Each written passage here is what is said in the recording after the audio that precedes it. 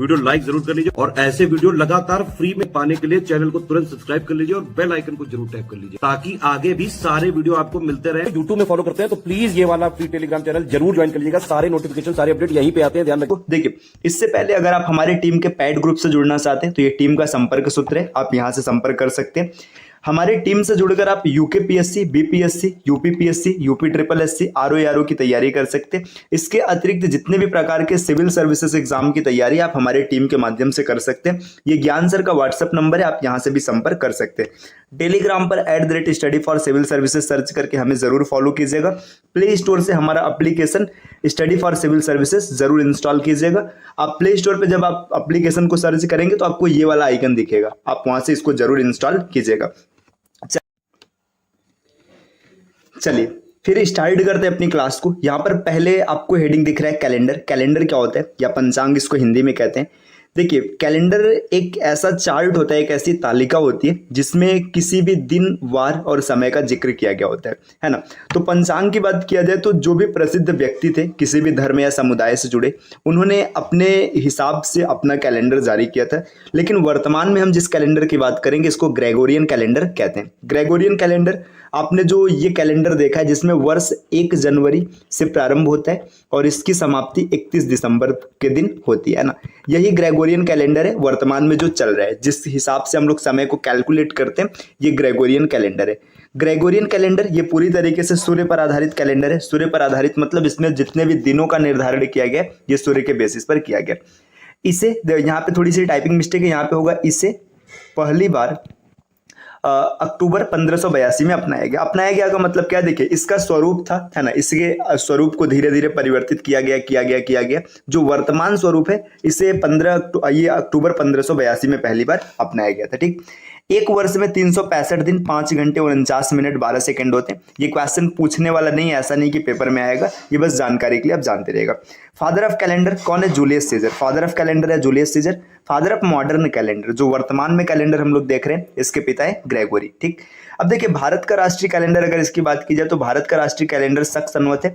इसे अपनाया गया था 22 मार्च 1957 को। तो ये पॉइंट आप याद रखिएगा, यहाँ से कई बार जीके का क्वेश्चन बन जाता है या जीएस में बन जाता है कि भारत का राष्ट्रीय कैलेंडर क्या है, शक संवत है, कब अपनाया गया था? 22 मार्च 1957 को। चलिए इसके बाद अब आते हैं अपने अगले स्लाइड पे। देखिए नेक्स्ट स्लाइड में ये डेट आपको दिया है। देखिए वर्ष, अब वर्ष की बात करेंगे ना तो वर्ष 2 तरीके का होता है, एक सामान्य वर्ष और एक अधिवर्ष। इसका मतलब क्या, देखिए अब आपने जरूर सुना होगा, कभी ना कभी देखा भी होगा कि एक वर्ष में 365 दिन होता है। ठीक, इसके बाद 4 वर्ष के बाद एक वर्ष आता है जिसको लीप वर्ष कहते हैं, जिसमें 366 दिन होते हैं। तो इसका फंडा क्या, ये ऐसा क्यों हो रहा है समझिए। आपने अभी जस्ट पीछे देखा कि एक वर्ष में 365 दिन और इसके बाद 5 घंटे 49 मिनट और 12 सेकंड इतना होता है ना। अब देखिए एक वर्ष में इतना दिन है तो हम लोग सामान्यतः क्या मानते हैं कि एक वर्ष में 365 दिन है। ठीक, 365 दिन आपने यहाँ पर बोल दिया, है ना। अब ये 5 घंटे 49 मिनट अप्रॉक्सीमेट हम मानते हैं 6 घंटे, है ना।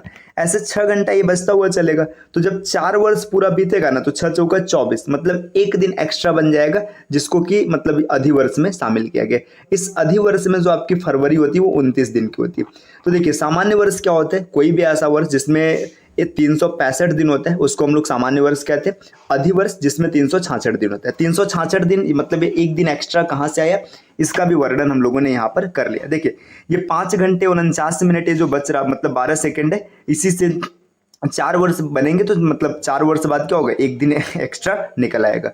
अब देखिए इसके बाद एक चीज आपको और याद रखना है। क्या याद रखना है, रुके मैं यहाँ पे बोर्ड पे थोड़ी सी स्पेस क्रिएट कर लेता हूँ। देखिए सामान्य वर्ष में अगर हम लोग बात करें, रुके मैं पूरा स्पेस क्रिएट करके फिर से लिखता हूँ। यहाँ पे देखिए सामान्य वर्ष में ये होता है 365 दिन, इसको याद रखना है। लीप वर्ष में 366 दिन। ठीक, अगर इसको वीक में कन्वर्ट किया जाएगा तो इसमें होता है 52 वीक और 1 डे, है ना। 52 वीक 1 डे, और यहाँ पर होता है 52 वीक एक दिन एक्स्ट्रा हो जाएगा मतलब 2 डे। तो इसको आप याद रखिएगा। अब सामान्य वर्ष के बाद ना एक प्रकार का वर्ष होता है जिसको कहते हैं शताब्दी वर्ष, सेंचुरी ईयर। अब शताब्दी वर्ष क्या होता है इसके बारे में थोड़ा समझ लेते हैं इसी स्लाइड पे। शताब्दी वर्ष की अगर हम लोग बात करेंगे, सेंचुरी ईयर क्या होता है, देखिए जब कभी भी किसी समय को लिखा जाए जिसके लास्ट में डबल जीरो रहे। डबल जीरो का मतलब देखिए जैसे आपने लिखा 1000, है ना, आपने लिखा 1100, आपने लिखा 1500, है ना, 2000, इसको कहते हैं शताब्दी वर्ष। ठीक है, मतलब अगर अंतिम में 2 जीरो मिल रहा है तो आपका हो जाएगा सेंचुरी ईयर, शताब्दी वर्ष। अब शताब्दी वर्ष में भी शताब्दी वर्ष दो तरीके के होते हैं, एक नॉर्मल और एक लीप, है ना। नॉर्मल क्या होता है? नॉर्मल मतलब जो 400 से डिवाइड ना हो, 400 से इसमें भाग नहीं होगा, है ना। और इसमें क्या हो जाएगा? लीप में 400 से भाग हो जाएगा। तो उम्मीद है कि आपको समझ में आ रहा है। जैसे 1000 की बात करेंगे ना, 400 से भाग देंगे तो रिमाइंडर बचेगा, ये आपका शताब्दी वर्ष जो है ये नॉर्मल शताब्दी वर्ष है। ठीक, अगर 1100 में देंगे तो फिर से 300 बचेगा, है ना। तो यहाँ पे ये भी नॉर्मल शताब्दी ईयर है। अब देखिए यहाँ पे 2000 में जब आप 4 से भाग देंगे तो पूरा पूरा कट जाएगा, शताब्दी नहीं, ये लीप शताब्दी वर्ष है ना। तो ये नॉर्मल नहीं है, लीप शताब्दी वर्ष है। तो इस स्लाइड पे उम्मीद है आपको समझ में आ गया होगा। सामान्य वर्ष जिसमें 365 दिन होता है, इसमें 52 वीक और 1 डे होता है। ठीक, अधिवर्ष या लीप वर्ष है ना, इसमें 366 दिन होता है, 52 वीक और 2 दिन होता है। शताब्दी वर्ष दो तरीके का होता है, एक नॉर्मल शताब्दी वर्ष और एक लीप शताब्दी वर्ष। लीप शताब्दी वर्ष क्या होता है? जो 400 से भाग देने पर पूरी तरीके से भाग चला जाए। और सामान्य शताब्दी वर्ष क्या होता है? इसमें अगर आप 400 से भाग देंगे तो पूरा पूरा भाग नहीं होगा। ठीक, चलिए अब आगे बढ़ते हैं नेक्स्ट स्लाइड पे। देखिए अगली स्लाइड पे क्या डेटा दिया। अब यहाँ पे एक क्वेश्चन पूछा गया। क्वेश्चन ये है कि 100 वर्षों में लीप वर्ष कितनी बार आएगा। अब समझिए, जब हम लोग 100 वर्ष को लिखेंगे ना, 100 वर्ष, देखिए 100 वर्ष लिखेंगे तो 100 वर्ष में पहले तो ये 100 शताब्दी वर्ष है ना। ये जो 100 है ये शताब्दी वर्ष है। तो अब आपको चेक करना है क्या ये 100 जो है ये लीप वर्ष है कि नहीं। तो देखिए 100 में अगर आप 400 से भाग देंगे तो ये विभाजित नहीं होगा, विभाजित नहीं होगा। इसका मतलब जो 100 है ना, 100 ये देखिए भले ही 4 से डिवाइड होगा लेकिन ये आपका लीप वर्ष नहीं है। ठीक, बाकी लीप वर्ष निकालने का एक तरीका यहाँ पे पीछे मैंने डिस्कस नहीं किया, इसको भी बता देते हैं। देखिए आपने ये पढ़ा होगा इसीलिए हम डिस्कस नहीं कर रहे हैं। अगर कोई भी वर्ष दिया जैसे 2016 है ना, इसको अगर हम 4 से भाग करेंगे, 4 से कट जाएगा तो लीप वर्ष रहेगा, नहीं कटेगा तो सामान्य वर्ष रहेगा। इतना सामान्य सबको पता होता है। चलिए अब आते वापस से, देखिए यहाँ पे अब हम लोग देखेंगे ना, ये आपका ये शताब्दी वर्ष जो है ये लीप में नहीं आएगा, ये नॉर्मल सेंचुरी ईयर है ना, मतलब सामान्य शताब्दी वर्ष है। ठीक, अब यहाँ पे जब ये सामान्य शताब्दी वर्ष है इसका मतलब कि 100 तो कैंसिल हो गया है ना, 100 को हट गया, हटा देंगे, अब 99 बचा है ना। 99 ईयर में आपको चेक करना है कितने लीप वर्ष आएंगे। तो 99 ईयर में आप 4 से भाग देंगे, क्योंकि लीप ईयर निकालने के लिए 4 से भाग दिया जाता है। 4 से भाग देंगे तो 4 दूना 8 है ना, एक बचेगा, फिर 9 उतरा, 4 चौका 16। तो देखिए 100 वर्षों में जो लीप वर्षों की संख्या है ये 24 है, आप आसानी से याद रख सकते हैं। ठीक, तो यहाँ पे देखिए इस बोर्ड को मैं यहाँ पे क्लियर कर रहा हूँ। देखिए 100 वर्षों में जो लीप वर्षों की संख्या है, 100 वर्षों में कितने लीप वर्ष आएंगे? 100 वर्षों में लीप वर्ष आएगा 24, है ना। अगर नॉर्मल की बात करेंगे, देखिए 24 लीप वर्ष हो गया, यहाँ पे लीप वर्ष हो गया, तो नॉर्मल ईयर कितने हो जाएंगे? 76, ये नॉर्मल ईयर रहेगा। ठीक, अब इसी तरीके से आपसे कोई पूछ ले बताओ 200 वर्ष की बात बताइएगा। तो देखिए 200 वर्ष की अगर बात करेंगे ना, 100 में 24 मिल रहा है तो 200 में कितना मिलेगा? 48 मिल जाएगा, है ना, 48 लीप ईयर।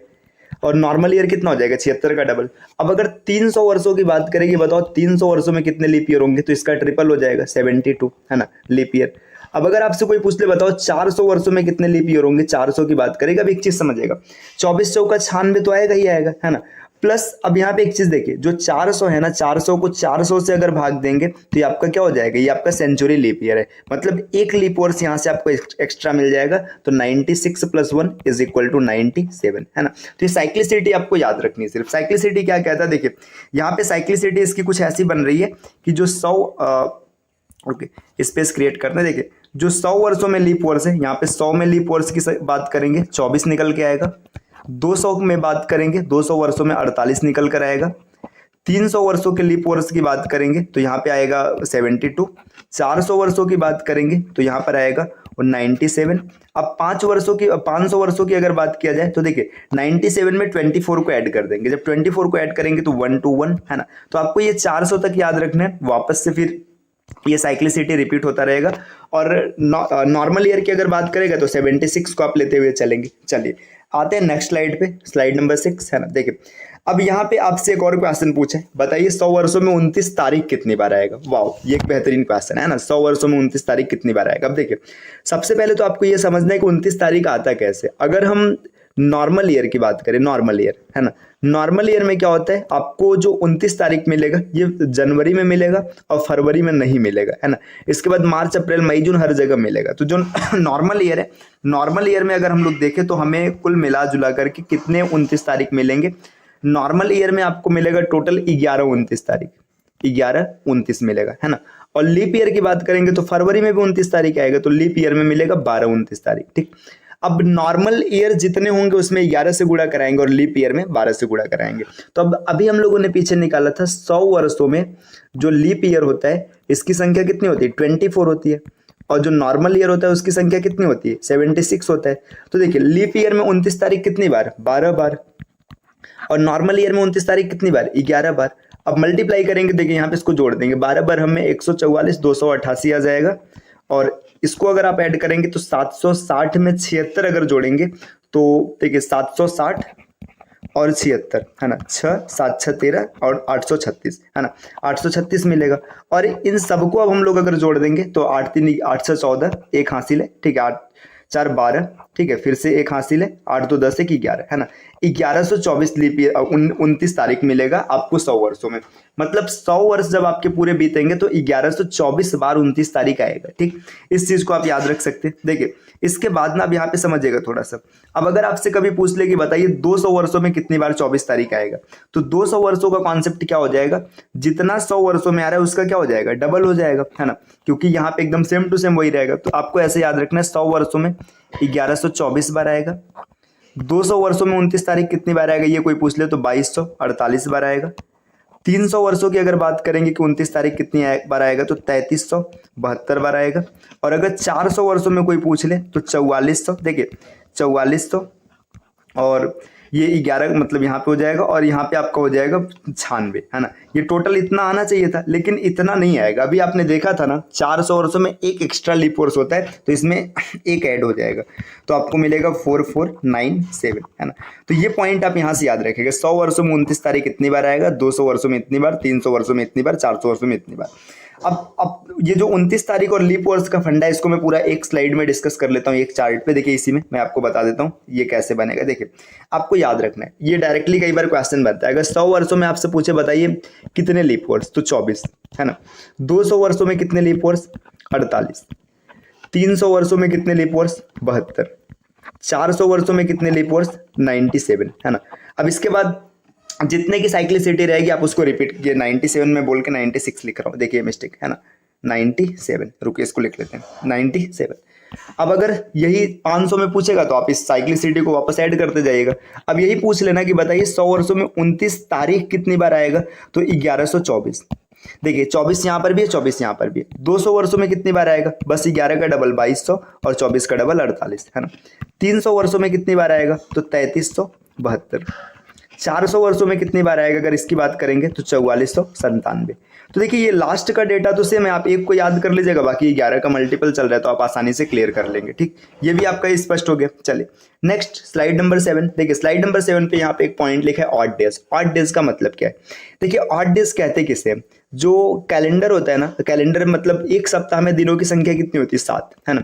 7 दिन के बाद दिन वापस से रिपीट करता है। जैसे मान लीजिए अगर आज मंडे है तो आज के 7 दिन बाद, है ना, 7 दिन बाद जब पूरा बीत जाएगा तो अगला दिन फिर से मंडे आएगा, तो 7 दिन की साइक्लिसिटी रिपीट होती है। तो ऑड डेज वो होता है ना कि मतलब 7 दिन के पेयर को काटने के बाद जो एक्स्ट्रा बच जाए। जैसे मान के चलिए आपसे पूछे 7 दिन का पेयर क्यों काट रहे हैं, तो इसलिए काट रहे हैं ताकि हमें पता चल जाए दिन कितने के बाद रिपीट हो रहा है। जैसे इमेजिन करिए मैंने बोला आज मंडे है, बताओ आज से 15वां दिन कौन सा होगा, तो आप कैसे जोड़ेंगे। देखिए 15वां दिन है मतलब आज मंडे, तो आज के बाद 8वां दिन मंडे होगा, 8 के बाद 7वां मतलब 15वां दिन मंडे होगा।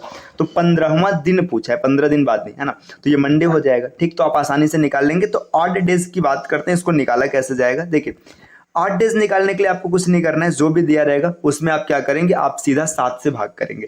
अब 7 से भाग कर लेंगे, इसके बाद जो भी टर्म्स आपको मिलेगा वही आपका ऑड डेज रहेगा। ठीक, देखिए जैसे मान के चलिए आपसे पूछे बताओ एक महीने में कितने ऑड डेज, है ना। एक महीने में आप अगर 31 दिन मानेंगे तो 7 से भाग देने पे आपको 3 ऑड डेज मिलेगा। मतलब ये क्योंकि 7 चौका 28 बार ये कट जाएगा, आपका रिमाइंडर 3 आ जाएगा, तो 3 ऑड डेज, है ना। अगर ये 30 दिन का मानेंगे तो आपको कितने ऑड डेज मिलेंगे, आपको मिलेंगे यहाँ पे 2 ऑड डेज। ठीक, तो ये ऑड डेज निकालने का तरीका है। अब देखो यहाँ पे एक अब छोटा सा पॉइंट आपको ध्यान देना है। क्या ध्यान देना है आप यहाँ पे बताते हैं। देखिए आपसे अगर कभी कोई पूछ लेना कि बताइए 50 दिन में कितने ऑड डेज है, तो आप 7 से भाग देंगे, है ना, 7 7 49 और यहाँ पे एक रिमाइंडर बच गया, तो यहाँ पे एक ऑड डेज होगा। ठीक, तो आपको क्या करना है, कुछ नहीं करना है, जितना टर्म रहेगा उसमें आप 7 से भाग देंगे, जो नंबर आएगा वही ऑड डेज होगा और ऑड डेज से आप दिनों का निर्धारण करेंगे। अभी इसको आगे समझते हैं। ठीक, चलिए नेक्स्ट स्लाइड पर आते हैं। तो ऑड डेज क्लियर है कि आपको क्लियर हो गया होगा? नहीं हुआ होगा तो आप बस इतना याद रखिएगा, जो भी दिन या जो भी समय दिया रहेगा उसमें आप 7 से भाग करेंगे,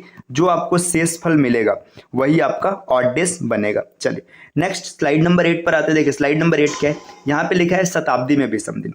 शताब्दी में विषम दिन इसका मतलब क्या? देखिए जैसे मान के चलिए 100 वर्षों में अगर आपसे पूछे बताइए कितने ऑड डेज है, तो समझिएगा थोड़ा सा। ऐसे आप इसको डायरेक्ट अभी याद रखेंगे, लेकिन यहाँ पे आप थोड़ा सा समझ लीजिए। अगर 100 वर्षों की हम बात करेंगे, देखिए 100 वर्षों की बात करेंगे तो 100 वर्षों में आपके जो लीप ईयर हुआ करते थे ये 24 हुआ करते थे, है ना। और जो नॉर्मल ईयर हुआ करते थे कितने हैं? नॉर्मल ईयर 76 है। अब अभी आपने पीछे एकदम स्टार्ट वाली स्लाइड में पढ़ा था कि जो नॉर्मल ईयर होता है ये आपका 52 वीक और 1 डे का होता है, ठीक।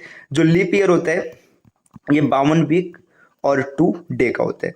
अब देखिए ये 52 वीक मतलब वीक 7 की साइक्लिसिटी से कट कैंसिल हो जाएगा। नॉर्मल ईयर में ऑड डेज 1 मिल रहे हैं और लीप ईयर में ऑड डेज 2 मिल रहे हैं। तो यहाँ पे अगर टोटल ऑड डेज की बात करेंगे, देखिए लीप ईयर में 2 ऑड डेज है मतलब 48, है ना, 48 हो जाएगा, और नॉर्मल ईयर में 1 है मतलब 76। इसको ऐड करेंगे तो आपको मिल जाएगा 4, है ना, 8 सर 12 124, है ना। अब इसको 7 से भाग करेंगे, 7 से भाग करेंगे, 7 1 का 7, यहाँ पर 5 बचा, है ना, 4 7 7 49, आपको 5 रिमाइंडर मिलेगा। तो जो 100 साल है ना, 100 सालों में ऑड डेज आपको मिलेगा 5, है ना। अब ये इसका मतलब क्या है? इसका मतलब यह है कि जैसे मान के चलिए आज के दिन शुरू हुई थी ना, आज का दिन जब शुरू हुआ था, इसके बाद फिर आगे क्या होगा कि जब 100 साल बीतेगा तो उसमें 5 दिन एक्स्ट्रा बचा रहेगा। फिर 100 वर्षों में आपने ऑड डेज निकाल लिए, 100 वर्षों में आपके 5 ऑड डेज मिलेंगे, है ना। मतलब जैसे अगर मान के चलिए ऐसे मैं बोल दूं 1 जनवरी मतलब को आज मान के चलिए सोमवार है ना। फिर बताइए आज से एकदम एग्जैक्ट 100 साल बाद कौन सा दिन होगा, तो आप 5 दिन एक्स्ट्रा कर लेंगे, मतलब इसमें 5 जोड़ देंगे तो 5 जोड़ते ही मतलब जो आएगा वो आपको मिल जाएगा। देखिए 100 वर्षों में आपने ऑड डेज निकाल लिए। अब देखिए आगे और भी देखते हैं, 200 वर्षों में कितने ऑड डेज आएंगे, 300 वर्षों में कितने ऑड डेज आएंगे। देखिए अगर 200 वर्षों के ऑड डेज की बात करेंगे तो आपको बेसिक से कैलकुलेट नहीं करना है, थोड़ा सा ध्यान दीजिएगा। 100 वर्षों में अगर 5 ऑड डेज है ना, तो 200 वर्षों में कितने हो जाएंगे? 5 दूना 10 हो जाएंगे। लेकिन इसमें आप जब 7 से भाग देंगे ना तो आपको कितना मिल जाएगा? यहाँ पे 3 रिमाइंडर बचेगा, मतलब 200 वर्षों में 3 ऑड डेज, ठीक। अगर 300 वर्षों की कोई बात करें, देखिए यहाँ पे आप समझिए इसमें क्या है। देखिए 100 वर्षों में 5 है तो 300 वर्षों में कितना हो जाएगा? 15 हो जाएगा। अब 15 को जब 7 से भाग करेंगे, 7 दूना 14 कट जाएगा तो आपको 1 ऑड डेज मिलेगा। और बात करेंगे 400 वर्षों में कितने ऑड डेज होते हैं, तो इसको समझिएगा। देखिए 400 वर्षों में यहाँ पे 20 हो गया, है ना। अब आपको लग रहा है 7 से भाग कर देंगे 6 मिलेगा, गलत हो जाएगा। थोड़ा सा आप अपने पॉइंट को मतलब अपने कॉन्सेप्ट को रिकैप करिए। आप देखेंगे 400 आपका क्या है? 400 एक शताब्दी लीप ईयर से, है ना। शताब्दी लीप ईयर में 1 ऑड डेज एक्स्ट्रा मतलब एक्स्ट्रा हो जाएगा। क्यों हो जाएगा समझिए। देखिए आपने पीछे क्या पढ़ा था, जो शताब्दी लीप वर्ष होता है ना उसमें एक मतलब लीप वर्ष एक्स्ट्रा हो जाता है। तो यहाँ पे आपका 5 चौका 20 हो जाएगा, है ना। लेकिन 1 ऑड डेज इसके कारण भी तो बढ़ जाएगा, +1 करेंगे तो ये 7 से पूरा कट जाएगा, इसमें 0 ऑड डेज होता है ना। तो ये साइक्लिसिटी आपको याद रखनी है। अब अगर कोई आपसे पूछे 500 में कितने ऑड डेज है, तो वापस से फिर रिपीट करेगा।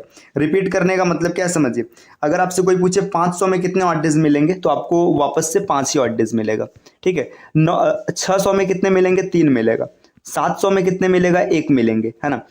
इसके बाद 800 में फिर से 0 हो जाएगा। अगर कोई पूछे 900 में कितना होगा, तो 5 ही मिलेगा। तो आपको याद रखना है ऑड डेज की संख्या 100 वर्षों में 5 है, 200 वर्षों में 3 है, 300 वर्षों में 1 और 400 वर्षों में 0 है। आप किसी एक को याद कर लीजिएगा, उसके बेसिस पे आप सभी को निकाल लेंगे, ठीक। चलिए तो विषम दिनों की संख्या आपकी क्लियर हो चुकी है कि ऑड डेज हम लोग कैसे निकालेंगे। नेक्स्ट आते हैं अगले स्लाइड पे। अब इसके बाद देखिए स्लाइड नंबर 9 क्या कहता है, महीनों में ऑड डेज की संख्या। तो ये बड़ा सरल सा है, इसमें तो कुछ नहीं करना है। महीनों में जितने दिन है, जैसे देखिए जनवरी, है ना, फरवरी, मार्च, अप्रैल, मई, जून, जुलाई, अगस्त, सितंबर, अक्टूबर, नवंबर और दिसंबर, है ना। जनवरी में 31 है, 31 में आप 7 से भाग करेंगे, 7 चौका 28, इसमें 3 मिलेगा। फरवरी में अगर 28 रहा तो 0 ऑड डेज और 29 रहा तो 1 ऑड डेज। मार्च में 3 ऑड डेज, है ना। अप्रैल में 2 ऑड डेज, मई में 3 ऑड डेज, है ना। जून में 2 ऑड डेज, जुलाई 3, अगस्त 3, सितंबर 2, अक्टूबर में 3 ऑड डेज, नवंबर में 2 ऑड डेज और दिसंबर में 3 ऑड डेज। ऑड डेज मतलब विषम दिन, है ना। इसका मतलब क्या देखिए, जैसे जनवरी में जो पैटर्न था ना, अब जनवरी से अगर आगे बढ़ेंगे तो वहाँ पे 3 दिन एक्स्ट्रा आपको मिल जाएगा। बस ये आपको याद रखना, और इसका कोई तरीका मतलब कोई इसमें लॉजिक नया नहीं, ऐसा कोई बहुत तो ऐसा नहीं कि बहुत रॉकेट साइंस से आपको नहीं समझ में आएगा, आपको ये डेटा याद रखना है। ठीक, तो 8 डेज ये भी क्लियर हो गया। चलिए आते हैं नेक्स्ट स्लाइड पे। स्लाइड नंबर 10 क्या बोल रहे हैं, ये 8 दिनों से वार का क्या तात्पर्य है, मतलब विषम दिनों से ना वार का क्या लेना है, अगर इसकी बात की जाए तब देखिए यहाँ पे आप समझते। देखिए 8 डेज और दिन का संबंध है, जब भी आपको 8 डेज 0 मिलेगा तो वहां पे आप लिखेंगे संडे, है ना। 8 डेज 0 का मतलब है संडे, 8 डेज 1 का मतलब है मंडे, ठीक है। 8 डेज 2 का मतलब है ट्यूसडे। तो इस तरीके से आप आगे समझ लेंगे। 3 का मतलब है वेडनेसडे, 4 का मतलब है थर्सडे, 5 का मतलब है फ्राइडे एंड 6 का मतलब है सैटरडे। तो आपको ये चीज़ याद रखना है कि जब भी आपके 8 डेज की संख्या 0 आएगी तो उसको आप संडे मानेंगे, है ना, मतलब हम संडे से शुरुआत कर रहे हैं। 1 आएगा तो मंडे मानेंगे, 2 आएगा तो Tuesday, 3 Wednesday, 4 Thursday, 5 Friday, 6 Saturday, ठीक है। अब ये मत पूछना कि अगर 8 डेज कभी 7 आएगा, देखो सीधी सी बात है ना, 8 डेज 7 आएगा ही नहीं। क्यों नहीं आएगा, देखिए अब 8 डेज 7 क्यों नहीं आएगा, इतना तो कॉमन सेंस आपके पास भी है, क्योंकि जब भी हम किसी संख्या में भाग करेंगे तो जो हमारा भाज्य रहेगा, है ना, जो भाज्य होगा वो चाहे जितना बड़ा हो इससे कोई फर्क नहीं पड़ता है, जो आपका रिमाइंडर आएगा वो हमेशा भाजक से छोटा होगा। तो भाजक यहाँ पे 7 बनेगा, तो 7 से छोटा आने का मतलब आएगा ही, 7 से छोटा बड़ा आने का कोई सवाल ही नहीं है, 7 आने का कोई सवाल नहीं है। तो यहाँ पे 8 डेज 7 नहीं आएगा, इसके चक्कर में आपको नहीं रहना है कि 8 डेज 7 आएगा तब हम क्या करेंगे, है ना। 8 डेज मैक्सिमम 6 आएगा, अगर इस 6 से बढ़ा रहा है तो आपको फिर से भाग करना है, ठीक। तो अब देखो यहाँ से आपको क्या क्या डेटा याद रखना है, क्योंकि आगे हम लोग क्वेश्चन पर आ रहे हैं, या फिर चलिए क्वेश्चन वाले स्लाइड में ही आपको बताते हैं। देखिए 11 नंबर का क्वेश्चन पूछा है, 15 अगस्त 1947 को कौन सा वार होगा। देखो या कौन सा दिन होगा, 1947 को कौन सा वो दिन था। अब आपको ये कैलकुलेट करना है कि 15 अगस्त 1947 को कौन सा दिन था। तो इसको करने का तरीका क्या होगा, देखिए 1947 पूछा है, मतलब जो चीज पूरा हो चुका है ना, देखिए उसी को हम लेंगे। अभी 1947 चल रहा है तो 1947 को नहीं लेंगे, देखिए 1946 तक आएंगे। 1946 में 1900 शताब्दी वर्ष है और 46 वर्ष है। अब देखिए 1900 शताब्दी वर्ष है ना, तो शताब्दी वर्ष में 8 डेज की संख्या कितनी होगी, आप इसमें क्या करेंगे, आप इसमें 400 से भाग करेंगे। जब 400 से भाग करेंगे तो आपका रिमाइंडर आएगा 300, और 300 का मतलब हो जाएगा 8 डेज की संख्या 1, ठीक। अब देखिए ये 46 है, अगर सब का सब नॉर्मल ईयर होता तो 46 8 डेज मिलता, क्योंकि नॉर्मल में 1 8 डेज होता है। लेकिन यहाँ पे सब नॉर्मल ईयर नहीं है, 46 में 4 से भाग करेंगे तो आपको 11 लीप वर्ष भी मिलेगा, है ना। तो 11 लीप वर्ष हो जाएगा, है ना। अब ये टोटल 8 डेज है। अब हमें 15 अगस्त तक जाना है, तो 15 अगस्त तक जाने के लिए देखिए जनवरी में 3 8 डेज, फरवरी में 0 0 क्यों, क्योंकि ये 1947 नॉर्मल ईयर है ना। मार्च में 3 8 डेज, अप्रैल में 2, मई में 3, जून के 8 डेज 2, जुलाई के 8 डेज 3 और अगस्त में 15 तारीख। अब इसमें 7 के पेयर को कैंसिल करेंगे, 46 और 3 49, ये कैंसिल हो गया, है ना। 11 और 3 14, ये भी कैंसिल हो गया। देखिए 3 3 6 और 1 7, ये भी कैंसिल हो गया, है ना। अब बचा है यहाँ पे क्या छूट रहा है, 15 और 2 17, ठीक है, 17 और यहाँ पे 2 और है, ठीक है, 17 2 19, है ना। अब 19 में अगर हम लोग भाग करेंगे 7 से तो यहाँ पे क्या हो जाएगा, आपको मिल जाएगा 5 रिमाइंडर। 5 का मतलब अभी जस्ट पीछे आपने पढ़ा है, 5 का मतलब होता है फ्राइडे। तो 15 अगस्त 1947 को फ्राइडे था, है ना। तो यहाँ पे वार था आपका फ्राइडे। देखिए अगर आपको नहीं समझ में आया तो आप थोड़ा सा एक बार फिर से देखिएगा, इस वीडियो को समझने की कोशिश कीजिएगा। चलिए हम अगले क्वेश्चन पर आते हैं, उसको समझाते हैं, वहां से आप समझने की कोशिश कीजिए। देखिए क्वेश्चन पूछा है 20 अगस्त 1979 को कौन सा वार था। समझिए 20 अगस्त 1979 चल रहा है ना, तो आप जो चल रहा है उसको नहीं लेंगे, आप 1978 को उठाएंगे, ठीक। 1978 में शताब्दी वर्ष है 1900, वर्ष है 78, ठीक। शताब्दी वर्ष में आप देखेंगे कितने 8 डेज है, तो 400 से भाग करेंगे तो आपको मिलेगा 300, मतलब 8 डेज 1, है ना। ये आप 400 से भाग दे के चेक कर लेंगे। देखिए 1900 है, ये शताब्दी वर्ष है, तो 400 से भाग देंगे, ये यहाँ पे क्या होगा 300 रिमाइंडर आएगा, और 300 का मतलब 1 8 डेज, ये आपने पीछे अभी सीखा है, ठीक। इसके बाद 78 में तो 1 8 डेज सब में मिलेगा, तो 78 हो जाएगा। अब इसको 4 से भाग देंगे तो 19 चौका 76, तो 19 8 डेज यहाँ पर भी मिला।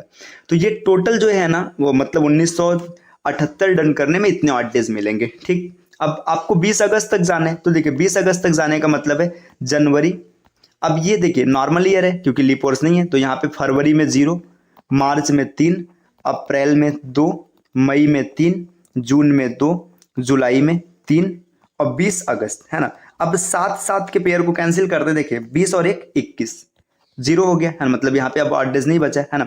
19 और 2 21, ये भी आपका क्लियर हो गया है ना। अब और देखते हैं 3 3 6 3 9 3 12 और 2 14, ये भी कैंसिल हो गया। देखिए कोई बच रहा है 78 बच रहा है। 78 में जब 7 से भाग करेंगे तो 1 रिमाइंडर आएगा, 78/7, क्योंकि 77 बार चला जाएगा, एक रिमाइंडर आएगा। एक का मतलब ऑड डेज क्या हो जाएगा, मंडे हो जाएगा, तो इसका बिल्कुल सही आंसर हो जाएगा मंडे, है ना। तो मंडे इसका बिल्कुल सही आंसर है। ठीक, चलिए एक क्वेश्चन और है, ये क्वेश्चन है देखिएगा यहाँ पर है, आपको बताना है 1 अक्टूबर 2023 को कौन सा दिन होगा। अभी ये आगे आने वाला है, ठीक है। आपको तो ऐसा नहीं कि कैलेंडर चेक करके बता देंगे कौन सा दिन होगा, आपको इसमें क्या करना है, अपने बेसिक तरीके से इसको कैलकुलेट करना है, क्योंकि होगा क्या, क्योंकि अभी आपको वर्तमान में पता है कि 1 अक्टूबर को कौन सा दिन होगा, तो आप चेक कर सकते हैं। तो आप चेक करके जरूर इसका आंसर कमेंट कीजिएगा। और इस प्रकार वहां पर पहला क्वेश्चन दिया, देखिए डबल डेटेड क्वेश्चन का बेसिक पैटर्न क्या होता है, हम इसमें थोड़ा सा डिस्कस करेंगे। आपको दिया है 15 अगस्त 1947 को फ्राइडे था, व्हाट डे विल बी 15 जुलाई 2029। देखिए जब भी ऐसा क्वेश्चन मिलेगा ना, तो सबसे पहले आपको क्या करना है, जो पहला डेट दिया है ना, इसका दिन आप कैलकुलेट करेंगे, इसका दिन कैलकुलेट करेंगे। फिर अगर ये दिन सही आएगा तब दूसरे को डायरेक्ट कैलकुलेट कर लेंगे। अगर ये दिन गलत आएगा, जैसे मान के चलिए शुक्रवार ना होकर कुछ और आएगा, तो आप देखेंगे कितने का डिफरेंस है और सेकंड के साथ भी वही डिफरेंस आप अप्लाई करेंगे। चलिए देखिए इस क्वेश्चन को हम लोग टैकल करते हैं, कैसे इसमें बनेगा, क्या तरीका होगा। देखिए यहाँ पे अगर मैं स्टार्ट करूँ क्वेश्चन बनाना, तो जो बोला है सबसे पहले उसको देखते हैं। 15 अगस्त 1947 आपने पिछली वीडियो में देखा था, इसको कैसे निकालेंगे। देखिए 15 अगस्त 1947, इसके दिन निकालने का तरीका क्या आपने पीछे के वीडियो में देख रखा है, अगर नहीं देखा है तो 1 जरूर देखेगा, मैं यहाँ पे कैलकुलेट कर रहा हूँ। देखिए 47 चल रहा है, 47 चल रहा है, इसका मतलब 46 बीत गया है, तो आप 1946 लेंगे। अब 1946 में ऑड डेज कैसे मिलेगा, देखिए ये 1900 शताब्दी वर्ष है और 46 क्या है, वर्ष है। तो यहाँ पे देखिए 1900 शताब्दी वर्ष में आपको मिलेगा एक ऑड डेज, है ना। आपने इसको देखा होगा कि एक ऑड डेज कैसे मिलेगा, जब भी 300 वर्षों की बात होती तो ऑड डेज एक आता है। अब 300 वर्ष मतलब 1900 को ना आप 400 से भाग देंगे, जो शेष आएगा 300 वर्ष, और 300 वर्षों में ऑड दिनों की संख्या 1 होती है। अब 46 वर्ष, अगर ये सब सामान्य होगा तो 46 ऑड डेज आएगा, लेकिन इसमें 11 लीप ईयर भी रहेगा। अब आपको आना है 15 अगस्त तक। जनवरी में ऑड डेज 3, फरवरी में 0 क्योंकि ये लीप ईयर नहीं है, मार्च में 3, अप्रैल 2, मई में 3, जून के ऑड डेज 2 हैं, जुलाई के 3 है। अब देखो अगस्त में 15 तारीख तक आना है, तो 15 तारीख तक हम लोग आ गए। अब 7 के मल्टीपल को चेक करते हैं। देखिए 46 और 3 49, 7 से कट जाएगा। 11 और 3 14, ये भी 7 से कट जाएगा। देखिए 15 3 18 3 21, ये भी कट जाएगा। 2 2 4 और 1 5, 5 का मतलब होता है फ्राइडे। तो ये जो ऑड यहाँ पे दिनों की संख्या आ रहा है ना, मतलब जो दिन आ रहा है, वार आ रहा है, ये फ्राइडे आ रहा है। ऑड डे जब 5 है तो यहाँ पे फ्राइडे आ रहा है। फ्राइडे का मतलब क्या है कि देखिए जो दिन आपको यहाँ पे दिख रहा है, फ्राइडे दिख रहा है ना, तो ये फ्राइडे दिया हुआ है, तो इसका मतलब क्या है कि 15 जुलाई 2019 को जो निकालेंगे उसमें कोई भी चेंजिंग नहीं करना है। तो 15 जुलाई 2019 कैसे निकलेगा, देखिए 2019 की बात है, इसका मतलब 2018 तक हो चुका है पूरा, तो आप लेंगे 2018। 2018 में देखिए ये 200 शताब्दी वर्ष है और यहाँ पे वर्ष है 18। 200 शताब्दी वर्ष में ऑड डेज की संख्या 0 हो जाएगी। 18 में अगर सब सामान्य वर्ष होता तो 18 ऑड डेज, लेकिन 4 से भाग देंगे तो आपको 4 लीप वर्ष भी मिलेगा। अब ये क्या किया जा रहा है ये आप पहले वीडियो में सीख चुके हैं। ठीक, अब देखिए 15 जुलाई तक आपको जाना है, तो आप जनवरी में ऑड डेज 3, फरवरी में देखिए नॉर्मल ईयर है तो 0 हो जाएगा, मार्च में 3, अप्रैल 2, मई 3, जून 2 और जुलाई में आपको 15 तक जाना है, तो 15 जुलाई। अब देखिए यहाँ पे कैलकुलेट करते हैं, 18 और 3 21, 0 हो गया है ना। 15 3 18 3 21 है ना, ये भी 0 हो गया। अब देखिए 4 2 6 2 8, ऑड डेज कभी 8 नहीं हो सकते, 8 में 7 से भाग देंगे तो रिमाइंडर 1 मिलेगा, है ना। तो 1 का मतलब क्या होता है, 1 का मतलब होता है मंडे। तो जो ये दिन आएगा, इस दिन कौन सा दिन होगा, इस दिन होगा मंडे, है ना। तो इस दिन आपको मिलेगा मंडे। देखिए ये आपको सॉल्व करने का तरीका थोड़ा सा लेंदी लगा होगा, मैं लिख लिख के समझा रहा हूँ तो यहाँ पे हो रहा है थोड़ा सा ज़्यादा, लेकिन जब आप अच्छे से क्वेश्चन को प्रैक्टिस कर लेंगे ना तो आप आराम से इसको मुश्किल से 40 से 45 सेकंड में आप कैलकुलेट कर लेंगे, बहुत ज़्यादा टाइम नहीं लगेगा। चलिए आते हैं सेकंड क्वेश्चन पे। देखिए सेकंड क्वेश्चन आपके सामने दिया है 27 जनवरी 1964 को संडे था, तो आपको फाइंड आउट करना है 29 दिसंबर 1999 को कौन सा दिन होगा। तो सबसे पहले आप इसको चेक करिए 27 जनवरी 1964 सही है कि नहीं। 1964 की बात हो रहा है ना, इसका मतलब 1963 तक पूरा हो चुका है। 1963 में देखिए ये जो शताब्दी वर्ष है 1900 है और नॉर्मल वर्ष जो है वो कितना है, वो आपका 63 है, ठीक, मतलब वर्ष। अब देखिए 1900 में जब 400 से भाग देंगे तो बचेगा 300, 300 का मतलब ऑड डेज 1 आ जाएगा, प्लस अगर ये 63 सब सामान्य वर्ष होता तो 63 लीप ऑड डेज मिलता, लेकिन इसमें आपको 4 से भाग देने पे पता चलेगा 15 लीप वर्ष भी है। अब देखिए आपको कहाँ तक जाना है, आपको जाना है 27 जनवरी, तो डायरेक्ट आपको मिल जाएगा 27 जनवरी, ठीक। 27 और 1 28 कैंसिल आउट हो गया है ना। इसके बाद देखिए 9 7 63 ये भी कैंसिल आउट हो गया। अब यहाँ पे क्या करेंगे आप 15 को जब 7 से भाग देंगे 7 दूना 14, एक रिमाइंडर आएगा, एक का मतलब क्या होना चाहिए था, यहाँ पे मंडे होना चाहिए था, मंडे होना चाहिए था, लेकिन मंडे न दे करके उसने क्या दिया है, संडे दिया है। संडे का मतलब देखो या तो आप ये मान लीजिएगा इसमें एक पीछे करके दिया है, मंडे से एक पीछे करके दिया है, या तो आप ये मान लीजिएगा इसमें एक्स्ट्रा आपको 6 दिन और जोड़ के दिया है, तो आपको जो सुविधाजनक लगे आप वो कर सकते हैं। तो यहाँ से पीछे जाना आसान है ना, एक पीछे दिया है। अब यहाँ से क्या करेंगे 29 दिसंबर 1999 को कैलकुलेट करेंगे, ठीक। देखिए अच्छा यहाँ पे एक चीज और देखना, आप सोच रहे होंगे ये लीप वर्ष है तो हमने यहाँ पे ऑड डेज मतलब क्यों नहीं लिया। देखिए ऑड डेज यहाँ पे इसको नहीं बढ़ाया गया एक एक्स्ट्रा, क्योंकि ये आपका फरवरी खत्म ही नहीं हुआ है, अभी फरवरी तो आया ही नहीं है। अब आते हैं इस पे, देखिए 29 दिसंबर 1999 मतलब 1998 तक पूरा हो चुका है ना, तो 1998 की बात हम लोग करेंगे। देखिए ये 1900 शताब्दी वर्ष है और 98 वर्ष है ना। 1900 शताब्दी वर्ष में ऑड डेज की संख्या 1 होती है। कैसे 1 होती है ये मैंने आपको बता रखा है पहले वीडियो में। 98 में नॉर्म देखिए सीधा सीधा 98 ऑड डेज और 4 से भाग देंगे तो 24 चौका 96 है ना। अब आपको 29 दिसंबर तक जाना है। देखिए जनवरी है ना, फरवरी, मार्च, अप्रैल, मई, जून, जुलाई, अगस्त, सितंबर, अक्टूबर, नवंबर और 29 का दिसंबर है ना।